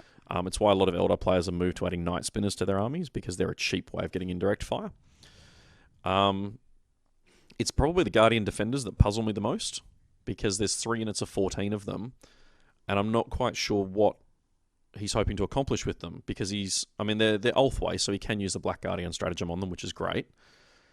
But at that point, you'd be better off going a unit of 20 and then 2 units of 10, because that way you get the most out of the stratagem with a big blob of them, and then you can webway gate them and drop them in and do what they do. So how does 20 differ from, other than the fact it's 4 more, why does 20 give you something more exciting than just 16? 14. Oh. Their squads are 14. Okay, so I'm sat Yeah, I know. like however far away from the computer. I don't have my glasses on and it's angled, so I'm really struggling to read it. So that 4 looks quite a bit like a 6 from this angle. Because they fire 2 shots each, and the Guardian... I couldn't understand why you kept saying 14 when that says 16. Sorry, carry on. You just get more efficiency from, like, when casting Guide and Doom and Jinx, you get better efficiency from all the psychic powers because you've got a unit that can benefit from them that's more efficient because it's bigger. The stratagem gets more efficient because you're affecting more models in the same unit. When you're deep striking them, you're getting more bang for your buck because, again, it's less CP for the same amount of models. So there's just a few things there. Okay, flip side that. What benefits do you think Evan's getting from running 14 rather than running 10? Without seeing how he's been playing the army, I'm assuming he's using them as screens for the most part. And because there's no special weapons or heavy weapons, I should say, in the unit, you're almost better off running something else. Because you're paying 112 points. You could either go Storm Guardians, which are the same defensively as Standard Guardian Defenders, and you're swapping out 2 shots per Shuriken Catapult for 1 shot for a Shuriken Pistol with exactly the same profile. So you do halve your firepower, but the range is the same, the strength is the same, everything's the same. Mm-hmm. But you're also 2 points cheaper per model. Okay. So you could go one big blob of 20 Guardian Defenders to utilize all the strats and benefits, like I've just mentioned, and then you could either run Rangers, or if you go cheap, you go Storm Guardians and get the same result if screening's what you're after. Yeah. 14 of them just seems like a really, I don't know, almost a random number. I know there's a thought process behind it, but it doesn't make a lot of sense to me in the context of the powers and buffs that you can use. So there's also no Wave Serpents, which is an interesting choice, because it's very, very typical of seeing Dark Reapers in a Wave Serpent. Yeah. And then get out turn 1 because they don't suffer the penalties for moving and shooting. So looking at Evan's list, is there anything that if you were looking at it going, okay, well, it doesn't actually have any defense against such and such, so I would want to make sure that I don't put that up against... It puts out a lot of firepower. I mean, the 3 Fire Prisms and the Reapers combined with the double Hemlock and the Hunter Exarch, there's a lot of guns there, but it has no assault defense and you can screen with those Guardians, but screening a Genestealer Cult army, it's just not going to work. Like a Genestealer Cult army will probably eat this up. Yeah. Genestealers won't like to deal with those 3 flyers, but ultimately that's not a factor because those 3 flyers are geared to kill tanks, not hordes of Genestealers. Yeah. So I definitely think you're looking for matchups around, armored columns or big knights and those sorts of things to try and get the most out of it. He's been running these now for a number of years that we've known him, and he adds to it periodically, and we've been forcing him to paint as well, which is great. So it's good to see him having a 2,000 point painted army on the table. Yeah, I think he said that they were up till 2 a.m. painting Yeah. somebody else's army. We'll jump forward back to one of the other teams now. Jump forward back. Exactly. We're jumping forward in the list on my tabs, but backwards in the teams. To Jason with his Orcs from the Mafia. 1994, still leaving points on the table. Tisk tisk. He had another mixed day. I know that Jason's... he's been coming to our events now a couple of years, but he hasn't been playing Orcs, and I know that one of his teammates was painting a lot of this the day before the event for him, because he works offshore, and they changed his roster, and he ended up with 2 weeks less than he thought he should have. Ended up ranking 76th with 1 win. The standard sort of things were taken out again, mission critical objective advance. I know that we've said this already, but I really struggle with looking at how many games each particular player won based on the whole system of it. It doesn't reflect how they how their singles how the matchups process work, particularly since this team finished 5th. So we've got an Evil Sons battalion with a War Boss, Weird Boy, and 3 units of 10 Grots, plus a unit of Meganobs. We've then got a Bad Moons battalion with a double Weird Boy, 3 units of 10 Grots, a big unit of Tank Busters, a big unit of Looters, and 2 Dakka Jets. The Dakka Jets are an interesting addition. A lot of people just don't rate them. These things have 6 super shooters each. They put out a lot of firepower. Yeah.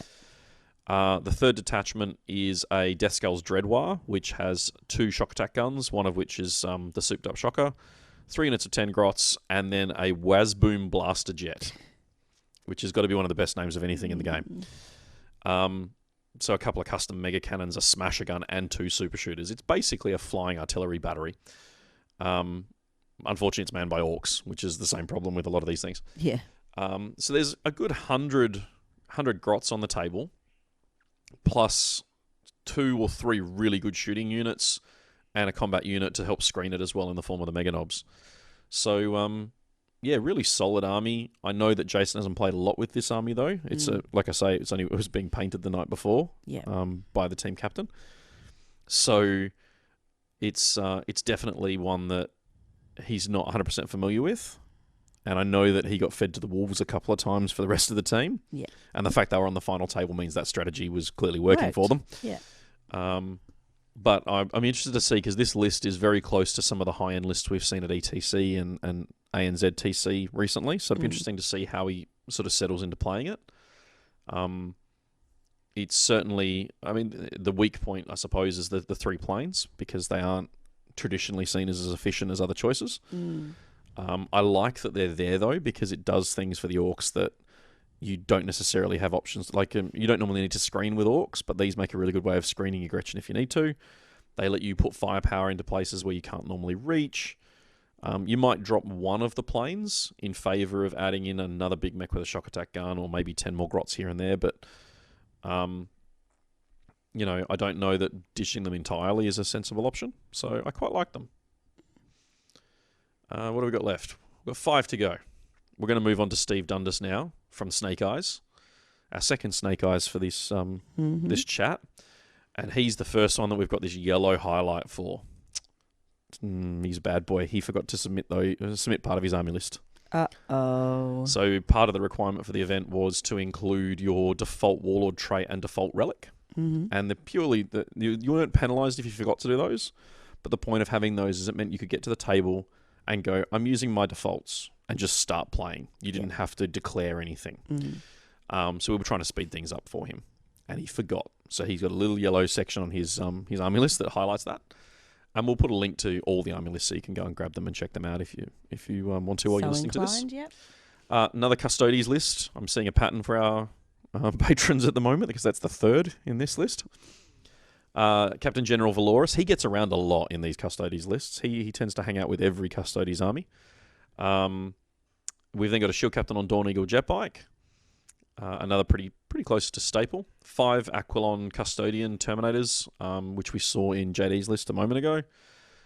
3 units of 4 Custodian Guard with spears. You don't normally see these units around a great deal, so it's good to see a standard unit of Custodies with standard weaponry. Mm-hmm. I'm amazed there's no sword and shield. Normally you'd put at least one guy in there with a sword and shield just to tank some of the big hits that the unit might take. Mm. I'm assuming they're not mixed in because I know that Steve likes to use this army for Horus Heresy as well as 40k. Yeah. And from memory, you can't mix them in that format. Mm.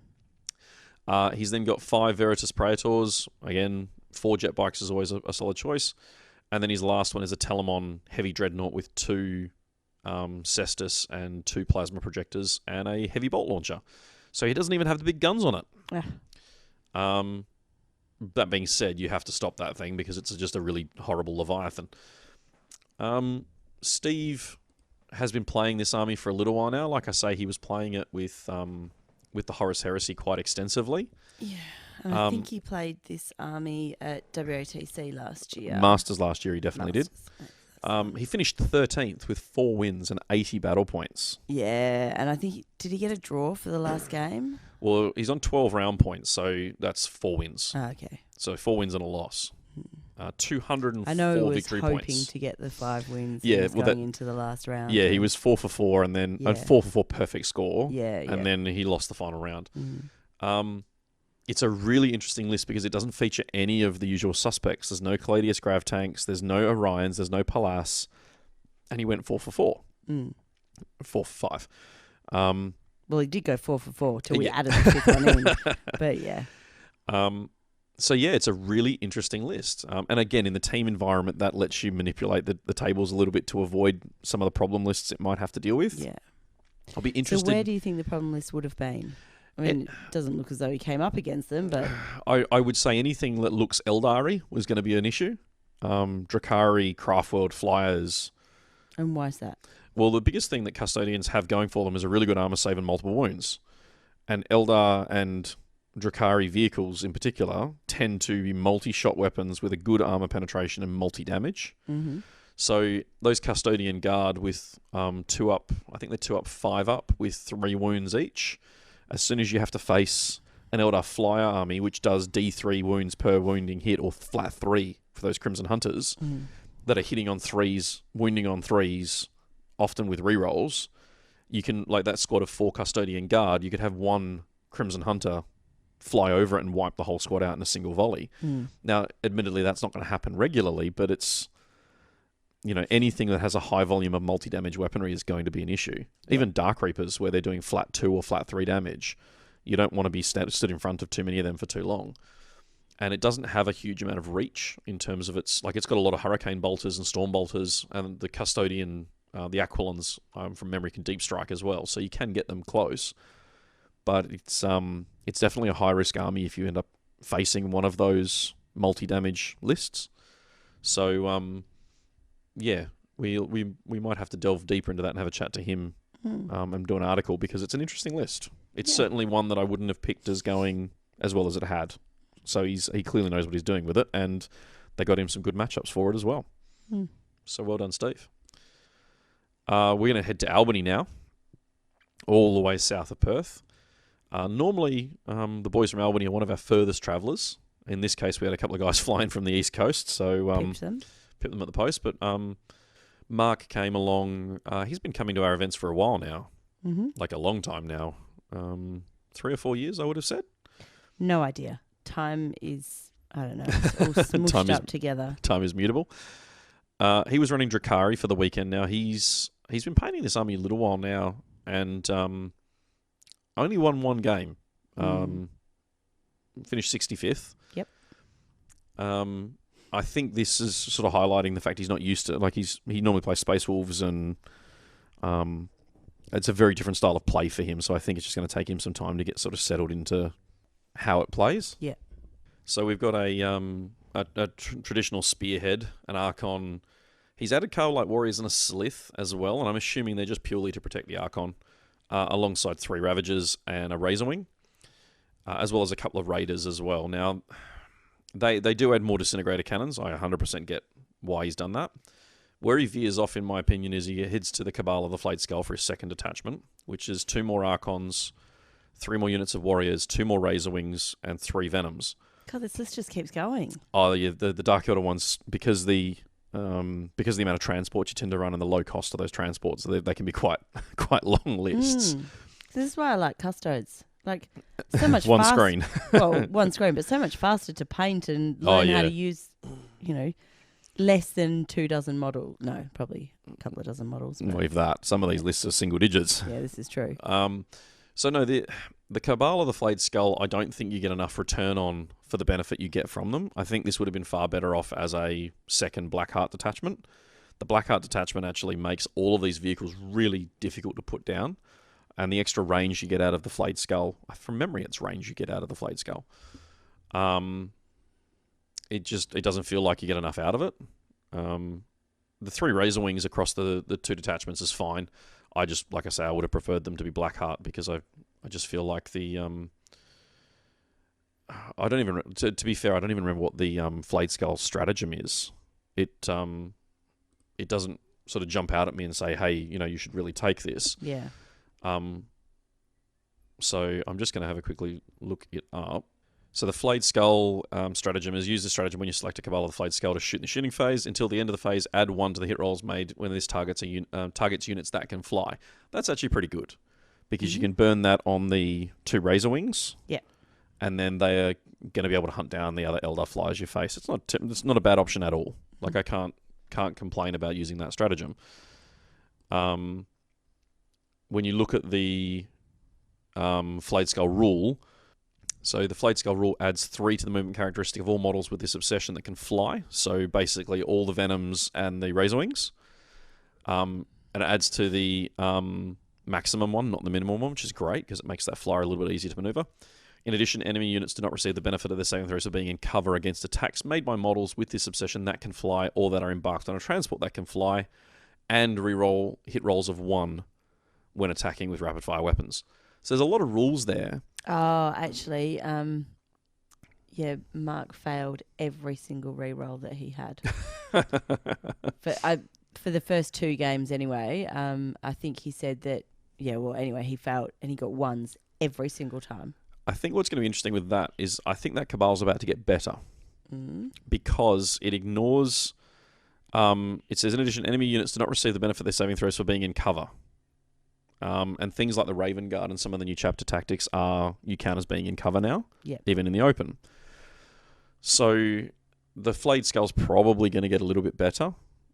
I don't know that I would have that over Blackheart, but the extra range of movement is an interesting one. You don't get cover, and you get to reroll ones for rapid fire weapons. It's a good little trio of abilities.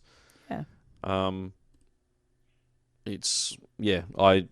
don't know. I don't know whether he would have been better with Blackheart or maybe shuffling the army around so that because he's got 3 Razorwings there, he could have moved all of the 2 battalions into 1 and then made an air wing of Flayed Skull to get the benefits on the flyers.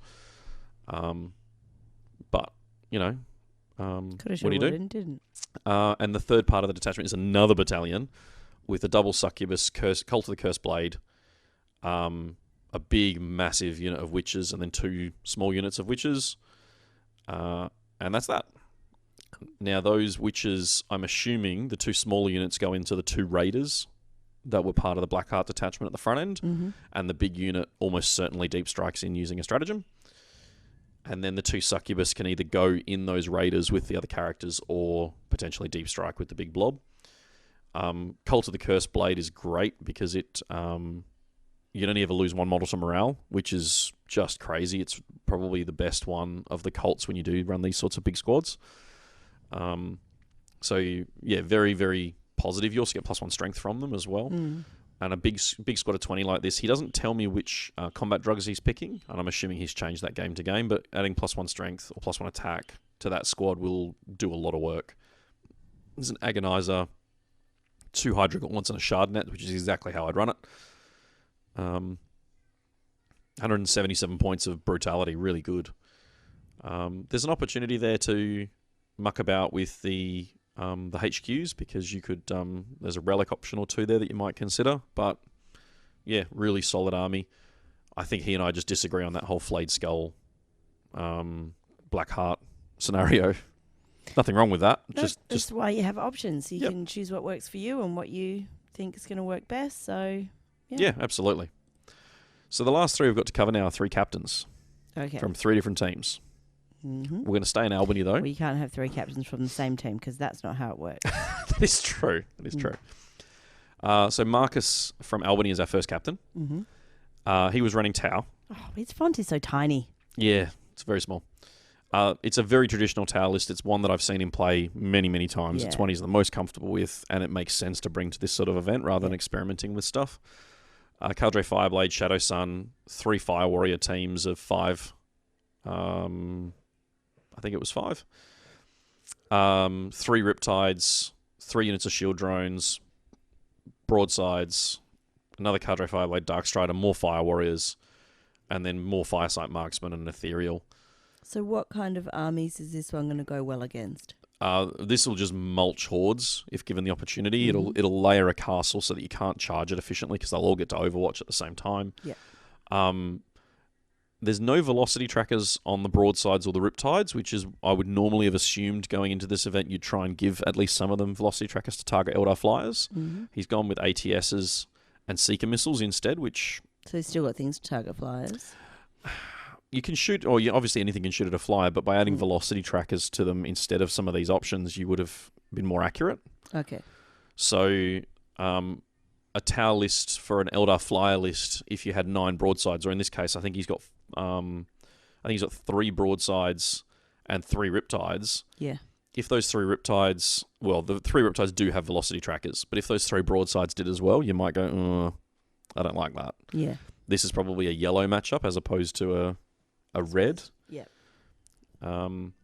Marcus knows how to play this army. He's been playing it a long time. Mm. He's gotten better at it and better at it and better at it as the years have gone. Yep. And that, he finished on 4 wins, 89 battle points, which means that loss was only a minor loss. Yeah, so he came in 6th? And 6th overall, yeah. 245 victory points. There's only a handful of people who are higher than that. Mm. So, yeah, he did really well.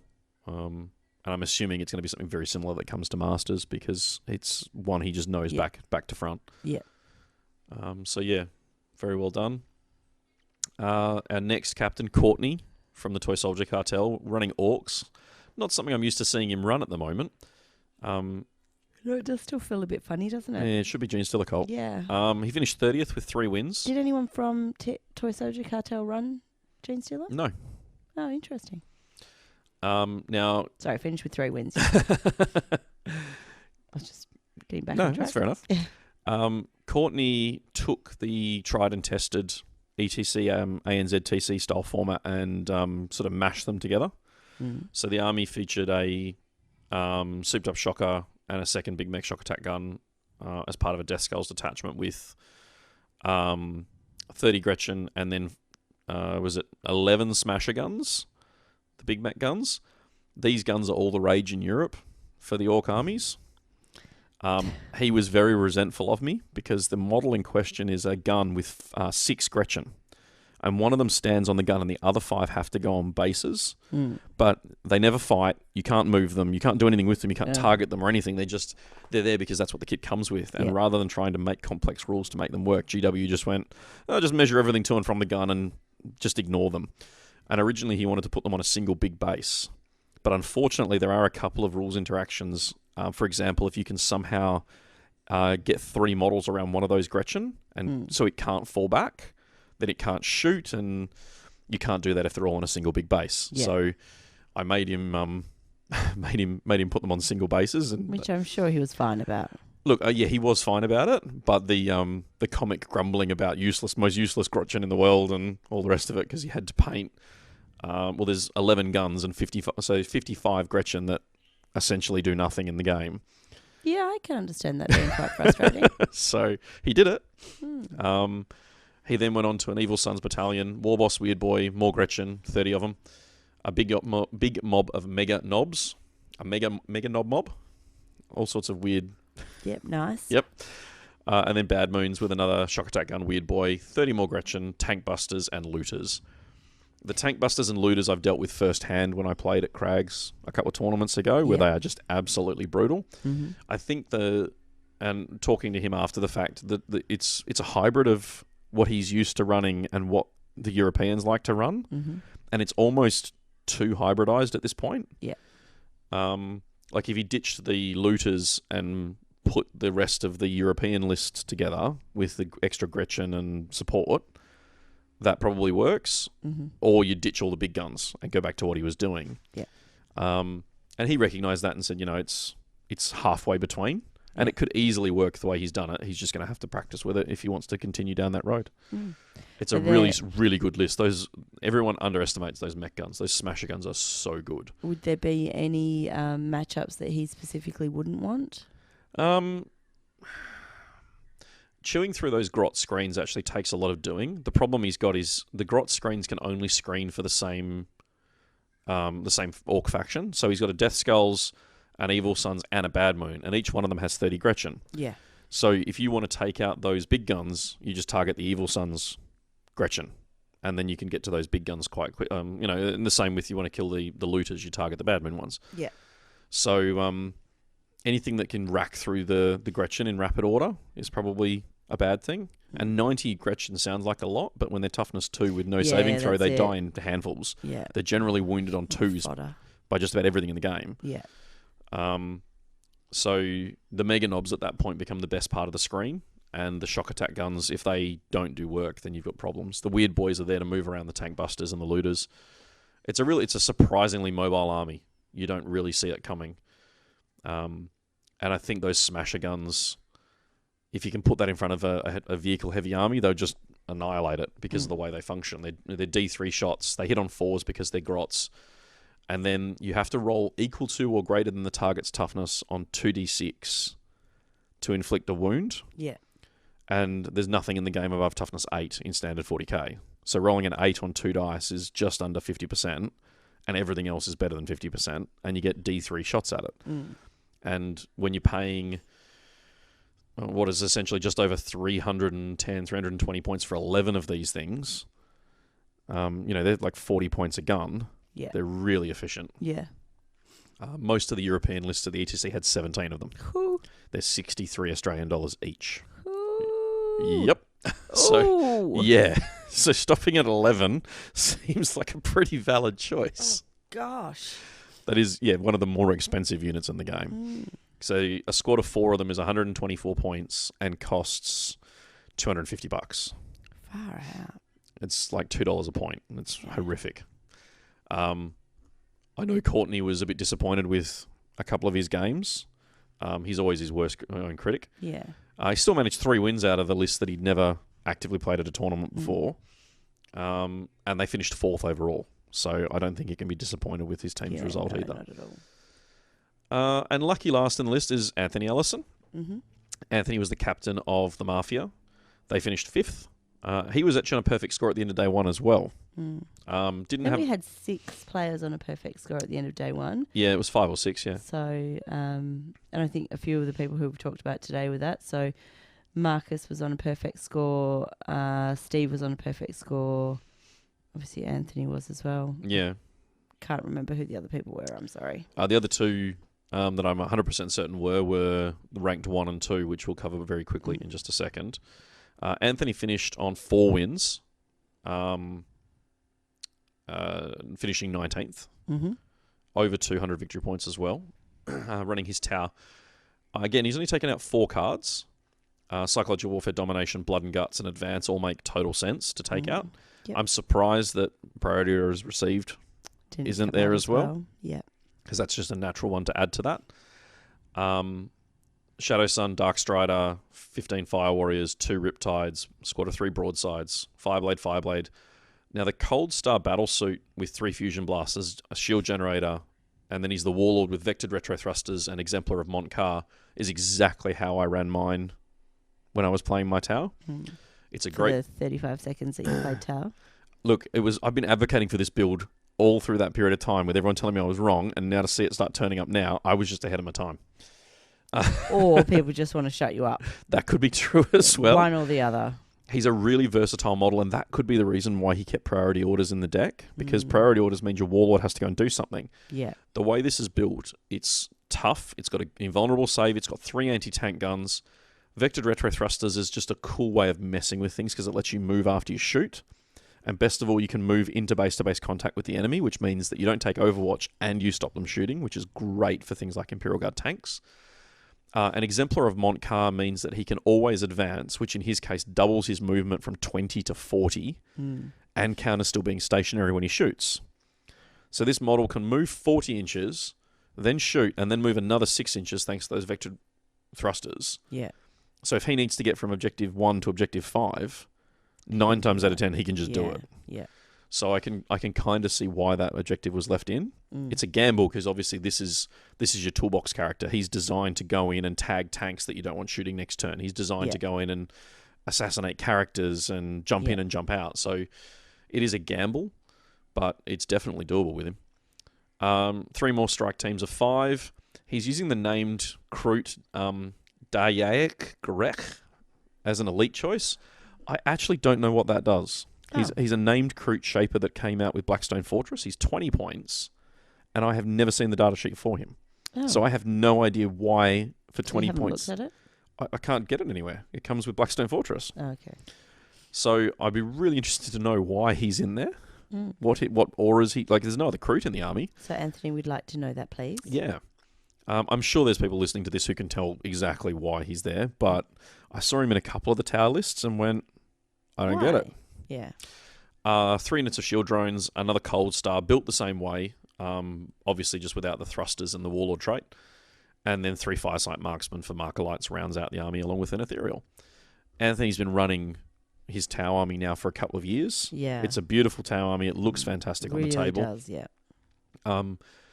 I think from memory he's ranked number 1 in the country for Tau. I could be wrong now after the last event, but I'm 90% sure he is. So yeah, I've just brought up the rankings. Anthony is the number 1 Tau player in Australia by a considerable margin in terms of his ranking.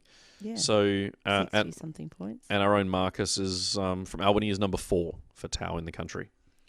So you know, who's 2? Matt Aird, another WA player. Yeah, so I was thinking, like, I just sort of wondered why you jumped down to Marcus. Because we just talked about Marcus's list.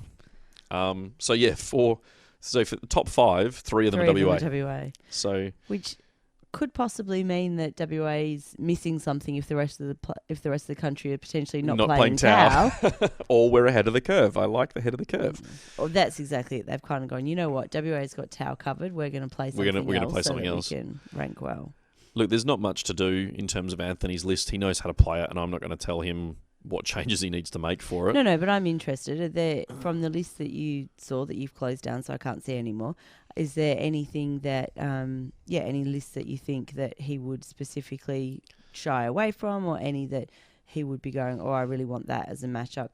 This army's designed to take out X, Y, and Z. Look, I think the Tau are always going to be something that if you can avoid their Overwatch, then you've got problems. So GSC can potentially cause issues for them. Hang on, that doesn't make sense. If you can avoid it, you've got problems? Yeah, so if the enemy can avoid your Overwatch, then you've got problems. Okay. Right, that makes more sense. So anything that either denies Overwatch entirely or can absorb Overwatch is going to be an issue. The fact that the Avara Forge World variant of the Riptide has basically fallen out of use as well is really interesting, because that was a great answer to a lot of things to deny charges, but it's 400 points and requires a different detachment, and it's just not as efficient as doing what the broadside Riptide combo does now. Yeah. I think I think, there's very little you can tweak for Anthony's list. If he can just tell me why he's got that group shaper in there, that'd be really interesting for me to know. Yeah. He might just be a good way of denying infiltrate or denying deep strike, or he might have some special rule that I'm not aware of. Or it might just be a cool model. It could be. It's from Blackstone Fortress, so I'd be interested to know if anyone out there can... 8 times so far. If anyone can tell me why. Is it from Blackstone Fortress? I don't know. by I'll any have to chance? Google it. Yeah, good plan. I can't even pronounce it now. I'm trying to make fun of you. I know, it's Stuff great. it up. So that's all of our patrons' lists. The top 5 lists at the event, without digging into them, were a Red Corsair, Iconoclast, Chaos Knight combo. I'm sorry. I feel like the world has shifted off its axis. What? Alex Staniford in the 5th. top 5. With 4 wins. Matt Aird was 4th with 5 wins with Tau. Tim Barnard on 5 wins with Custodes. Mitch Byrne on 5 wins. What was interesting about Mitch is he was running Chaos Space Marines, and it was a list that on paper you just shake your head at and go, I don't get it. It was Mortarian, a bunch of cultists, a unit of Terminators in a Chaos Storm Eagle, a Baden the Despoiler, a Dark Apostle, a couple of Lord Discordants, and a Jump Pack Sorcerer. And it feels so disjointed and so mismatched. And he beat the Jesus out of 5 people because he went 5 for 5 and 100 for 100. So well done to Mitch on that. It's and it's only 1988. There's 12 points left on the table. Far out. So he scored 217 victory points, 15 round points. 500, it would have been significant, wouldn't it? Well, it would have. And yeah, 100 battle points. He was only beaten by Sly Dave, who finished on 100 out of 100, 15 round points, with 257 victory points. Yeah, so 40 extra victory points. There's only one other that I saw. There's a couple, actually. Yeah. One on 266, which was another Custodes list, and 271, which was an Eldar Drakari combo army. So Custodes and Eldar flyers were definitely the order of the weekend. Sly Dave was running Drakari, pure Drakari at that, and it was... Why's he got a yellow highlight? Because... So when you check out Dave's list in Down Under Pairings, you'll note that the 4th raider is DT4, and when it was submitted, it had DT1, which as in Dedicated Transport 1, 2, 3, and then the 4th one was DT3 again. Oh, nice. Now, the points all added up. Trying to sneak it in for the rule of 3. If I just call 3 of them 3, I can get away with having 5. Thankfully, raiders are exempt from that because they are transports. But one of the captains went, is that 3 or is that 4? Has he copy-pasted wrong? Should he have 4 transports? I went, well, the points all add up. It's clearly 4. Yeah. But in the interest of highlighting every error, I highlighted it when I changed it from 3 to 4. Ah, okay. So there wasn't actually an error in the list. It was purely to make sure that if that got questioned, then we'd spotted it and corrected it. So the list was actually correct. Triple Ravager, a Reaper, 4 Raiders, 3 Razor Wings, a bunch of Carbolite Warriors, and a bunch of Witches and Mandrakes. And yeah, 5 for 5, 100 for 100. Can't really argue too much with that. Dave is actually the number 1 player in the state, according to the rankings. So, and his team finished 2nd overall. So yeah, well done to all the teams. When you look at the guys who are in the top 10, there's 3 of them from the Ineptus Astartes who are in the top 10. It's a fairly good mix, though. Yeah, look, I mean... You've got Adeptus Astartes, Feels Good Cartel, Feels Bad Man. Astartes, then the Hooligans. Albany. The Dice in Combat Squad is the spin-off from the Hooligans. Toy Soldier. Hobby Yakuza, and then the Astartes to round out the top 10. When you actually look at everyone who won at least 4 games... And just about all of them scored over in the high 100s or low 200s for victory points. Like I say, the highest I've seen so far is 271 victory points over 5 games, which is phenomenal. That's a huge score to have. That particular player was ranked 9th, Aaron Tonkin from the Hobby Yakuza. Yeah, some really impressive results from some of these armies. So... what's also interesting is the strength of schedule actually tells us how hard the day was for some of these players. So when you look at, say, Travis from the Toy Soldier Cartel, Ooh, he had a tough day, didn't he? Yeah, his opponents that he faced over the weekend, he was 5 wins, 88 out of 100, but his opponents over the weekend averaged 60 battle points. Yeah.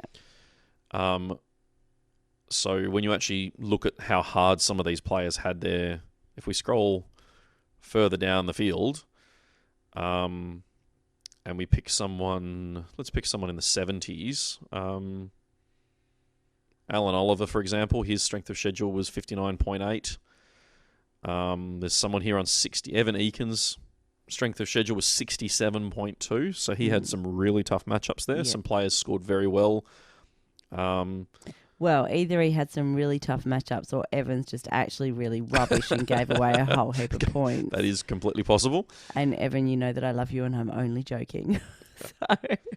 So yeah, you can start looking at this as well. And this is publicly available under the player standings in Down Under Pairings. If you hit leaderboards and then players, you can have a look at everyone's round points, battle points, strength of schedule, victory points, everything like that's all available. I'll make sure there's a link in the show notes for you to go and check it out.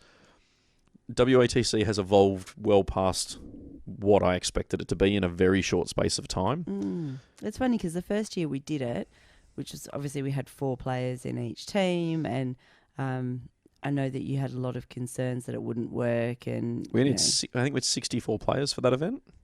I'm going to be honest, 16 I teams of honestly 4. can't remember. I think it was 64.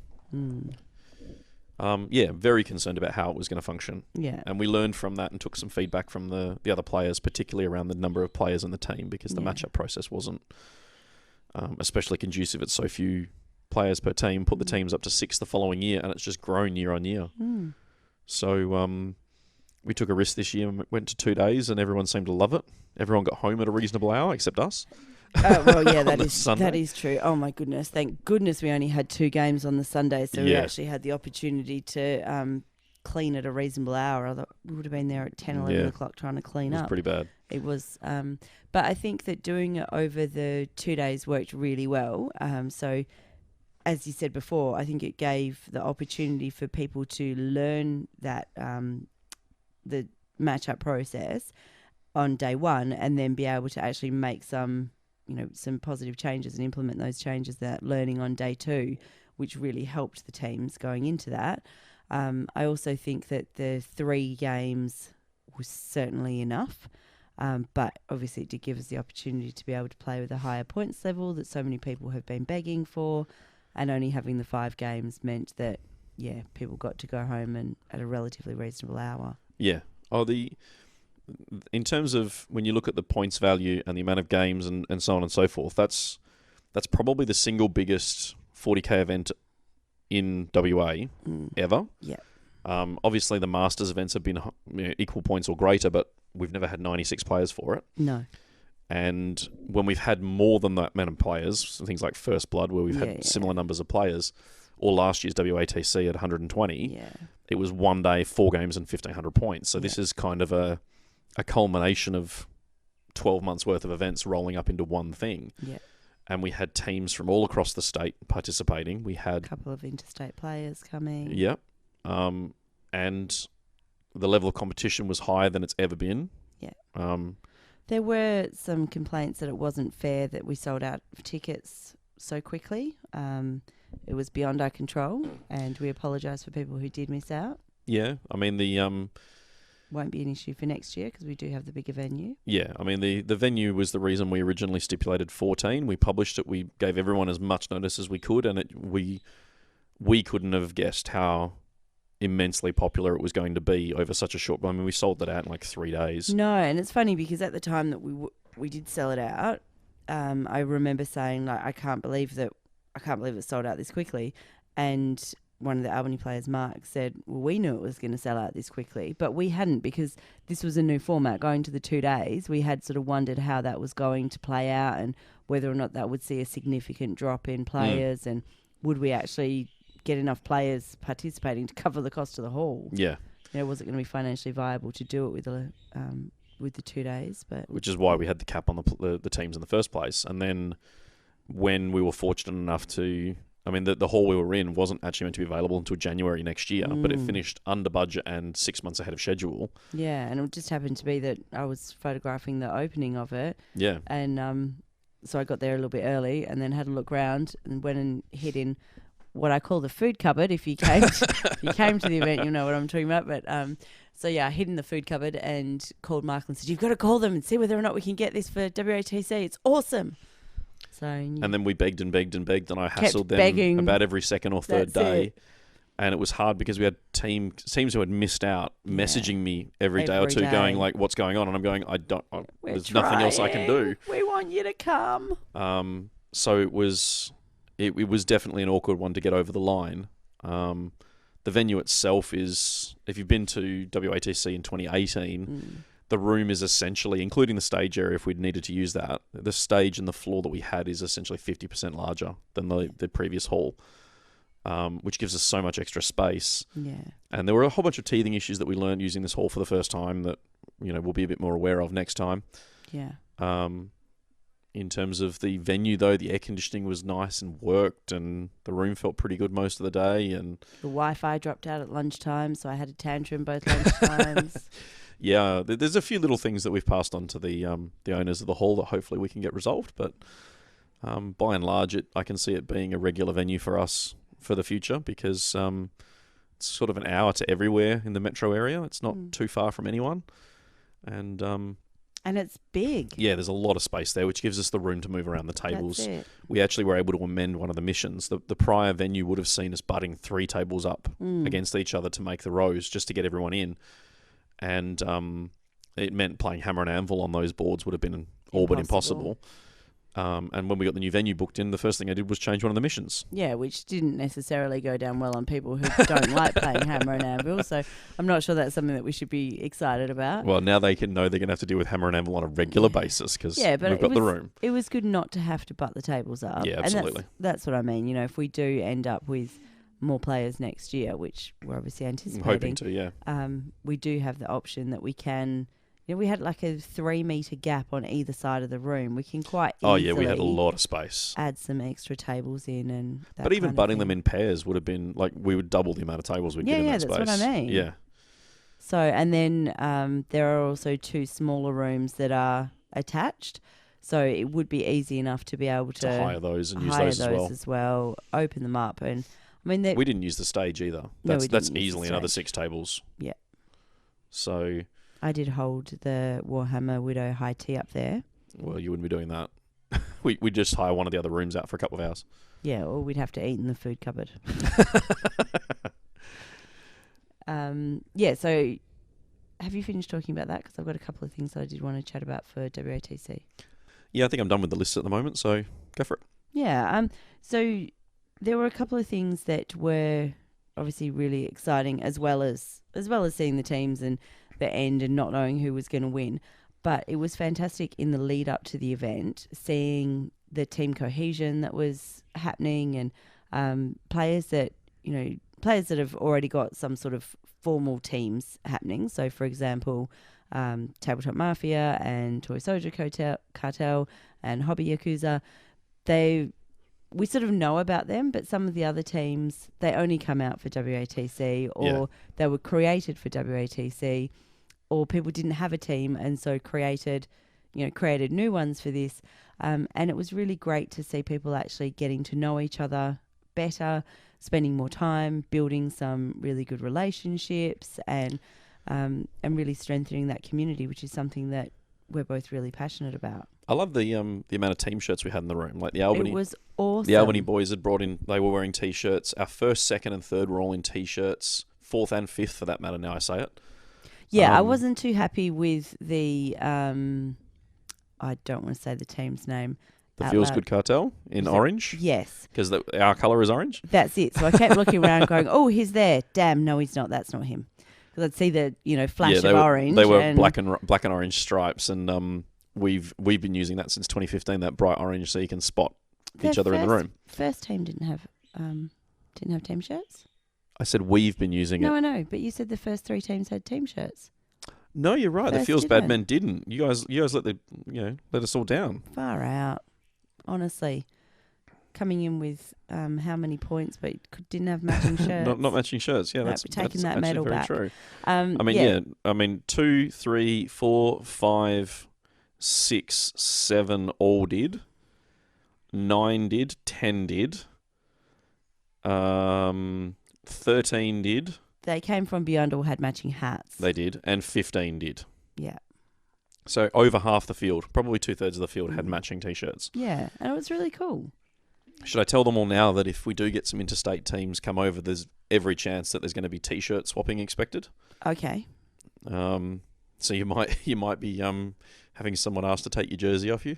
Now, we did have somebody ask whether or not, is there a rule that people have to wear shirts at our events?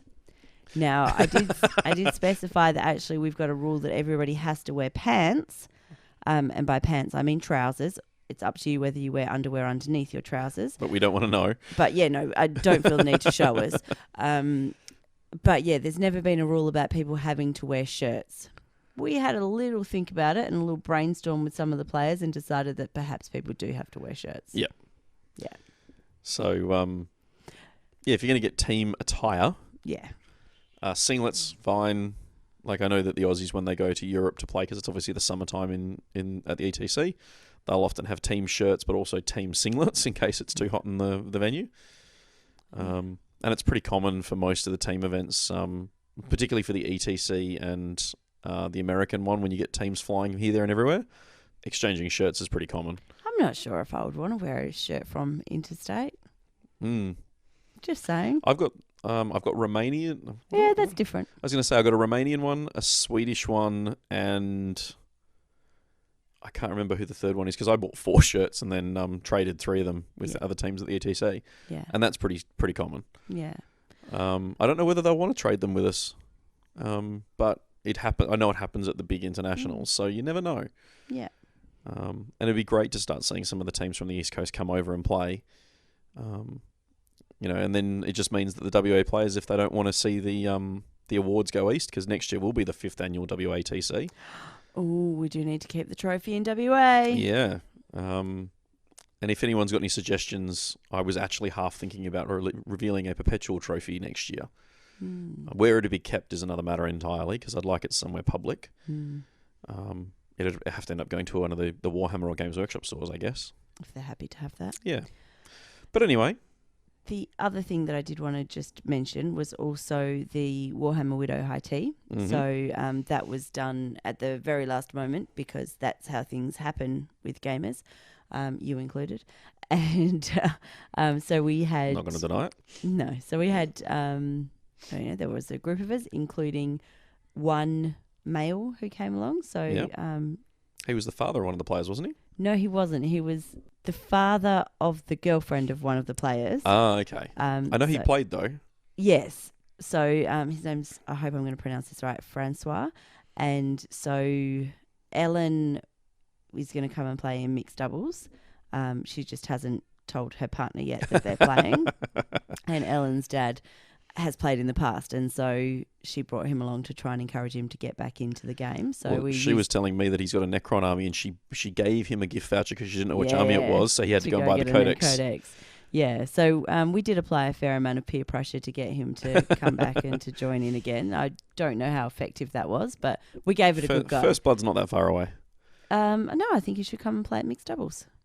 And, but no, it's what I love is that we have this real sort of social connection with the players who come and play in the events, but I really do want to try and work on trying to create some of that for the partners of those players as well. And then I'm sort of a little bit torn because I think it's really good for people to have their own hobby, but at the same time, to be able to come and show support in different ways is great. And if you come and show support by drinking wine and eating chocolate, then I can't think of any better way. But also, I think it's great just to have different ways to have people involved. Yeah, absolutely. And of course, trying to chat with those people about, to try and draw out from some of them whether or not they do play and how have they been involved in the hobby and are they interested, and to try and offer some gentle encouragement that they are more than welcome to come and play at events, and things like mixed doubles or First Blood are, some really nice gentle tournaments to come or events to come and start at. Do you know what? We had a player on the weekend, Now, he's been gaming for a long time, but he's not a 40k player. He plays another game system. Yep, know who you're talking about. And he was part of one of the teams. He had a team shirt and all the rest of it, and they roped him into play. And at the end of game 1, I was talking to him at the end of day 1. Yeah, he said to me, as well. at the end of game 1, every negative thing he thought about 40k had been realised, and he was going, I'm going to play for my teammates, but this isn't for me. He wasn't happy. And at the end of day 1, after playing 2 more games, he came in and chatted to me and went, you know what?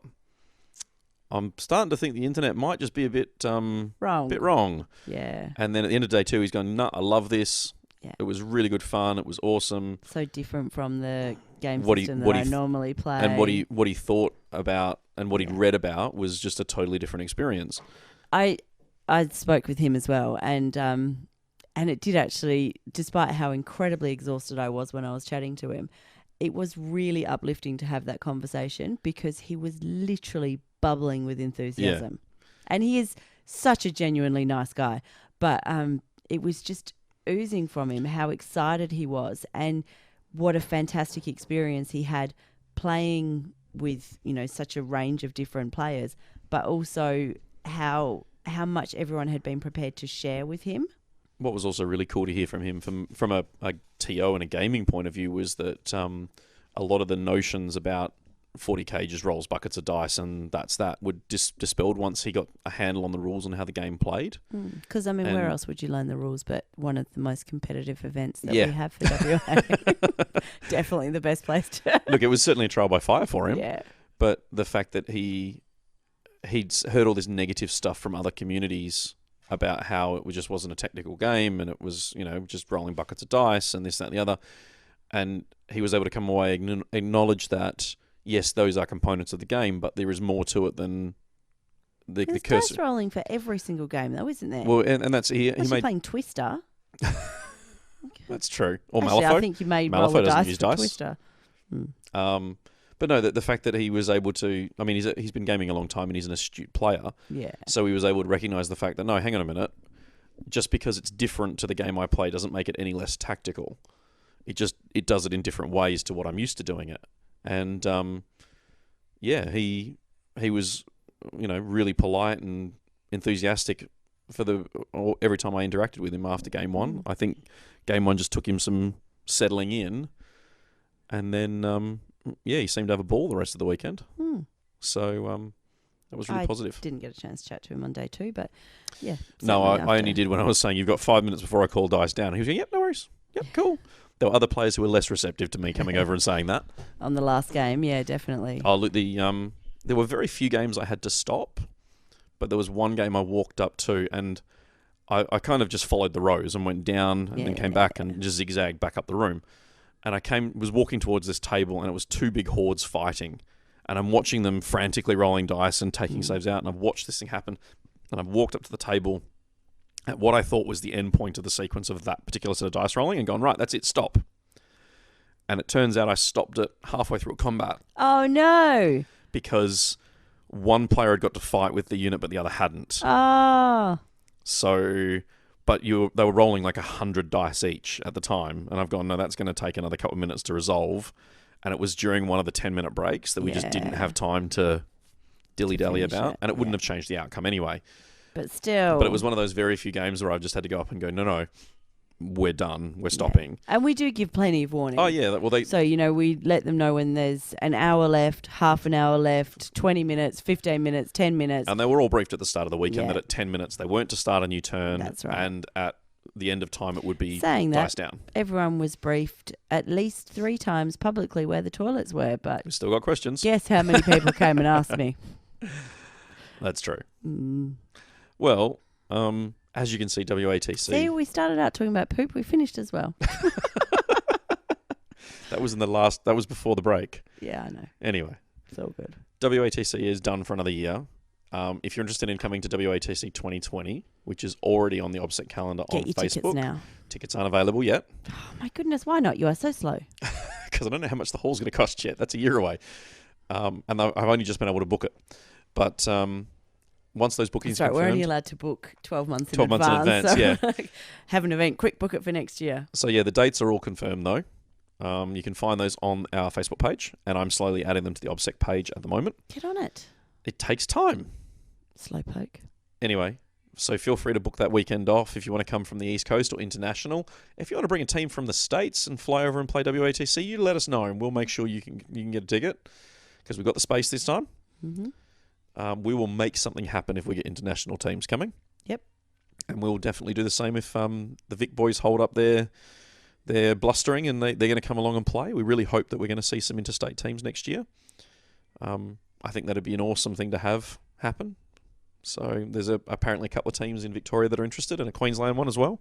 A motel pretty close as well. We could organise I'm a sure, little shuttle bus. Yep, I'm sure we can work something out to help them out and make it easy for them. Plus the motel's walking distance from our house, which makes having dinner there afterwards. That is true.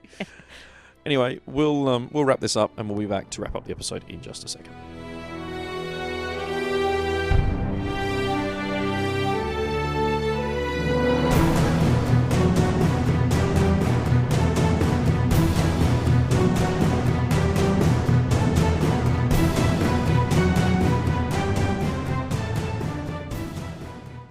Okay, so that's a wrap up from the lists for WATC for 2019. Yeah, you can find all the lists on Down Under Pairings, or you can follow the links in the show notes that'll take you to the players pack, the missions, the PDF, which contains 206 pages of army lists.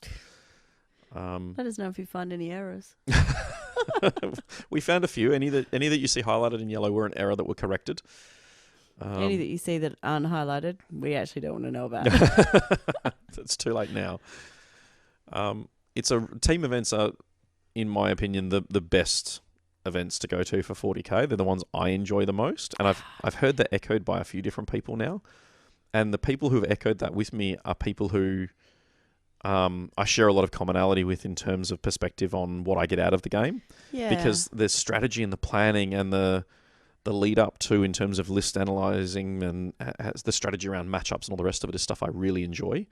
Yeah, I just want to come back to something I said just before we went on the break, where I was teasing the player who, and I sort of said that, the most competitive event of our calendar, and that's where you're learning about the rules.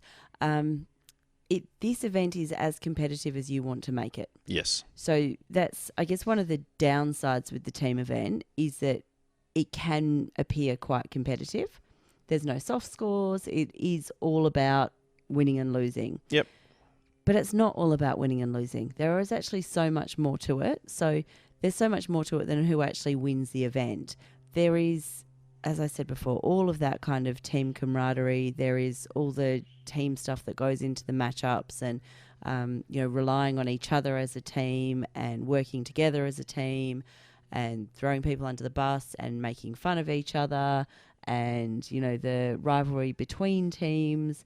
But it's really good fun, isn't it? Yeah. Oh, the team events are amazing. I've done a bunch of them in my time. I wish I could do more. Like, I'd love to go back to the ANZ TC. I'd love to go back to ETC. I'd love to take a team to the American one. But he's got a hard-ass wife who won't let him go on holiday without her. And she won't learn 40k to be good enough to play on the team that I'm part of. Oh, so there's a limit now. I've got to reach a threshold, do I, in order to be allowed to play with you? You have to be able to know how the rules work, for starters. I did actually You've gotten better, but... Yeah, I did actually say that there's no way that you would play on a team with me because I quite often cheat for the other team. So you won't even play board games on the same team as me. There is no way you would go to an international event on the same team as me. Not on the off chance that you're going to defer to them and let them have rulings in their favour. But it's not even that. I'd just be like, okay, now if you do this, then I can't remember what I was going to say. No, the team events are... that's what I was going to say. Yeah, so I won't let you go to multiple events every year all over the world because that's not fair and it's incredibly expensive to take 5 of us over there. What about ATC next year? Like, just to Sydney? No. To be fair, it also happens around show, which makes it a bit awkward for me. Yeah, that's very difficult. ETC, though, that's in Luxembourg. Really? Are we still working on the boots on the ground event? We can do Luxembourg and then do that because they're actually pretty close in terms of timing. Really? That's a no for those of you playing along at home. I think they probably worked that out before you did, to be honest. So next episode 50. Oh, episode 50. I'm trying to line up a guest to chat to. Episode 50. Something a bit special. Don't make promises. I'm not making promises. I haven't said anyone. I'm just saying that's what I'm hoping to do. I'm also thinking that it might be cool to do a chat with some of the WA teams for 40K here in Perth, talking about how they formed, how they found WATC this year, you know, getting some perspectives on how they like to play games when they get together as a group, because most of these teams start as groups of friends that just kind of formalise it for these sorts of events. It's funny how things change, isn't it? So going from a group of teen boys who play in the garage and that kind of thing to being grown men with families who now have 6 tables that they, that kind of thing, playing on the living room floor with sheets and cereal boxes for terrain, to now having 6 tables. You put books under the sheets, woman. You make hills that way. My mistake. Yeah, exactly. You just weren't being creative enough. So yeah, I thought it might be cool to do some team profiles and find out a bit more about the players involved and have a chat to them about what they're hoping to achieve and how they got together and so on. Mm-hmm. Just to give some more perspective on the WA 40K scene. Yeah. We've also got to talk about Armidale. Yes. Which the tickets at time of recording have gone up and are live. Players packs up. Everything like that. We've got 5. So by the time you hear this, it will definitely be live. By the time you hear this, it's going to be actually because this is over a week away. Yeah. So the tickets there'll still probably be 4 weeks before the event. We're reviving Armidale, which was an old Armidale War Games event, which is an apocalypse event. So Titans and big tanks and toys. Oh my! And since I actually haven't managed to speak with you about this, would you like to very briefly tell me how we will be managing between teams or singles, that kind of thing? So everyone's going to essentially be a team. Okay. And it's teams of 1 to 3 players. Okay. And then the total power level per team is 350. So if it's 1 player with 350 or 3 players with 100 and however they choose 12 or whatever it is, or however it's broken up, it's up to them. Yeah, because you don't have to split it equally, do you? And all I've done in the players pack is make a note and said, look, there'll be prizes on the day. However, if we buy, we'll basically be buying 1 trophy or medal for every category. Yeah. If a team of 3 wins one of those categories, then someone's going to take it home and the other 2 will have to wait while I order the matching ones for it. But you will get one if you win a category. Perfect. So, and what are the categories? So there's going to be a painting award that's peer judged. There's a sportsmanship award. There's a generalship award. There is an overall award. And then there is a few bonus awards for most power level characters killed, most power level vehicles killed, most power level monsters killed. So there's lots of different categories you can get prizes in. So this is more of a narrative type, less competitive, fun, relaxed. This is a chance for people to out. bring Titans and big toys out and play games and see those big spectacle units on the table. And I've only been pushing for this for 3.5 years? And now we've got a system. I've been able to write a players pack and publish it. So could have done this before. No, there's no way we could have done this before. Anyway. The points just wouldn't have worked. The game would not have functioned. It's exciting to now have an opportunity for people to bring out their big toys. Yeah. So if you've got a Titan Legion that you dust them off, or a big force of knights that you want to bring down, there's no rule of 3 for this game. It's bring what Finish building your Titan. Well, I'm not getting to play, am I? You might. Oh, I'm not going to hold you to that. Why not? Because, look, if there's a ringer involved, I've got a bunch of Eldar Titans that can easily see table time. I can run it. How hard can it be? Yeah, I suppose. If you can do it, it can't be that hard, can it? You be careful. And then we've still got mixed doubles and Masters still to come this year before we start the whole thing all over again next year. Do you know we've actually only had 6 events or 7 events this year? Yes. Next year there's 13? Yes. It's all because they messed us around with show. It's shuffled the whole year around for us. But that's okay. 2020 is going to be enormous. And the tail end of 2019 is going to be pretty full on as well. So we'll hopefully see you at an event. If we didn't see you at WATC... I do have another idea for an event as well. I'll go on then. I want to do going back to what I was saying about the Warhammer Widow High Tea, I want to do a family night where people can bring their family down, obviously, and then introduce them to games so they can see different game systems and have a bit of a play and socialise with families. Do you know how many people I've had tell me that the whole idea that we had where you do speed dating 40K... Oh, it's such a great idea. I love that idea. There's been more than a few people suggest that we should actually do a tournament like that, and on the proviso that you... Like, everyone moves one table to the left and you play the game and everyone plays the same amount of time turns. Yeah. I've even thought that, because when we talked about it, okay, well, if you're, for example, if you're standing on the left, you stay still and everyone on the right moves one. Well, you can't do it that way because then you've got one person's with playing... an advantage, No, that's why everyone just moves one to the left. Well, then you'd be moving the same... No. Oh, I suppose it depends which way you're looking, one's moving left and one's moving right, Yeah. So... I had thought that you have odds and even players, for example, and odds move one turn, evens move the other, because otherwise you will miss out on playing people. Well, you won't, because there's 3 rounds of a tournament. You would, but I'd have to draw it for you because I can't work out how to use words to explain it. In any case, it is an interesting theory, one that we might have to explore, because it would require us to have time turns and a few other bits and pieces to make it work, so there'd have to be some very strict ways of building an army. You'd also have to be signing some sort of disclosure or waiver that says you're okay with other people playing with your models, and and that you're prepared to treat everyone else's models with the same respect that you show your own and that kind of stuff. Yeah. So there's a few things to hurdle over that one, but I think it's an interesting idea. Me too. It'd certainly broaden your horizons in terms of knowing other armies. Be tricky. Well, you'd have to supply, there'd be some fairly stringent things where you'd have to supply cheat sheets for your army for a player hitting the table. There'd have to be like a 5-minute window between each game so that you can read the cheat sheet, try and learn it, ask some questions, move on. Well, and that's the thing. There's a whole bunch of stuff there that we'd have to iron out to make it work, but I think it could work. So leave that one with us. See, there may be more events coming up at the end of this year. Who knows? Because I reckon something like that we could do in an evening. Just as like a fun type thing. Yeah, rather than a tournament, you just do a 1-game tryout to see how it works, and then we could expand that to a 3-game full day, just to make it. Especially if you've got people who are potentially thinking about getting new armies as well. There's people an opportunity to have a bit of a play. You can even do it in smaller groups of like 4 tables, where you weren't like pools of players rather than moving around a whole room. There's a few different ways. Anyway. We're going to leave the episode there. Thank you for listening. As we start brainstorming the next thing. Live. We'll see you for episode 50. What that'll look like, I don't know yet. But I'm reckoning about 15 minutes. Just to do something really different. Yeah. Hi, everyone. This is episode 50. Bye. Today, we're going to be concise. Yeah, that'll never happen. No, it won't.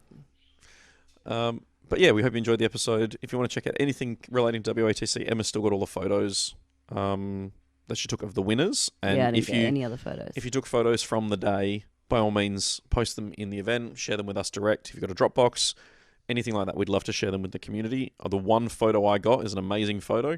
If you do say so yourself. Oh, it's a terrible photo in terms of context and all the rest of it, but it's 2 of the Necron giant Forge World monster robots about to charge 2 Imperial Knights. So it looks like an empty table, except you realise that half the train is actually models.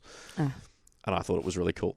Awesome. Also, somehow that matchup happened in the first place, because there's no way the Knight should ever end up playing that Necron army, because that Necron army just eats it alive, which is exactly what happened. So for prosperity's... is that the right word? For history's sake, I got a photo of it. Okay, we're done. We'll catch you for episode 50.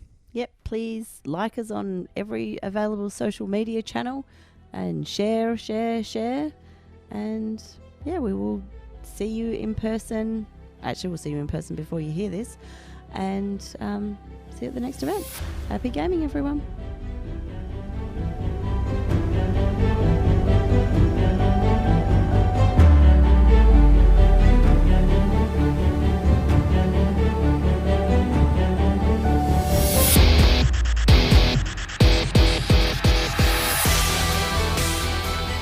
You've been listening to the Objective Secured podcast.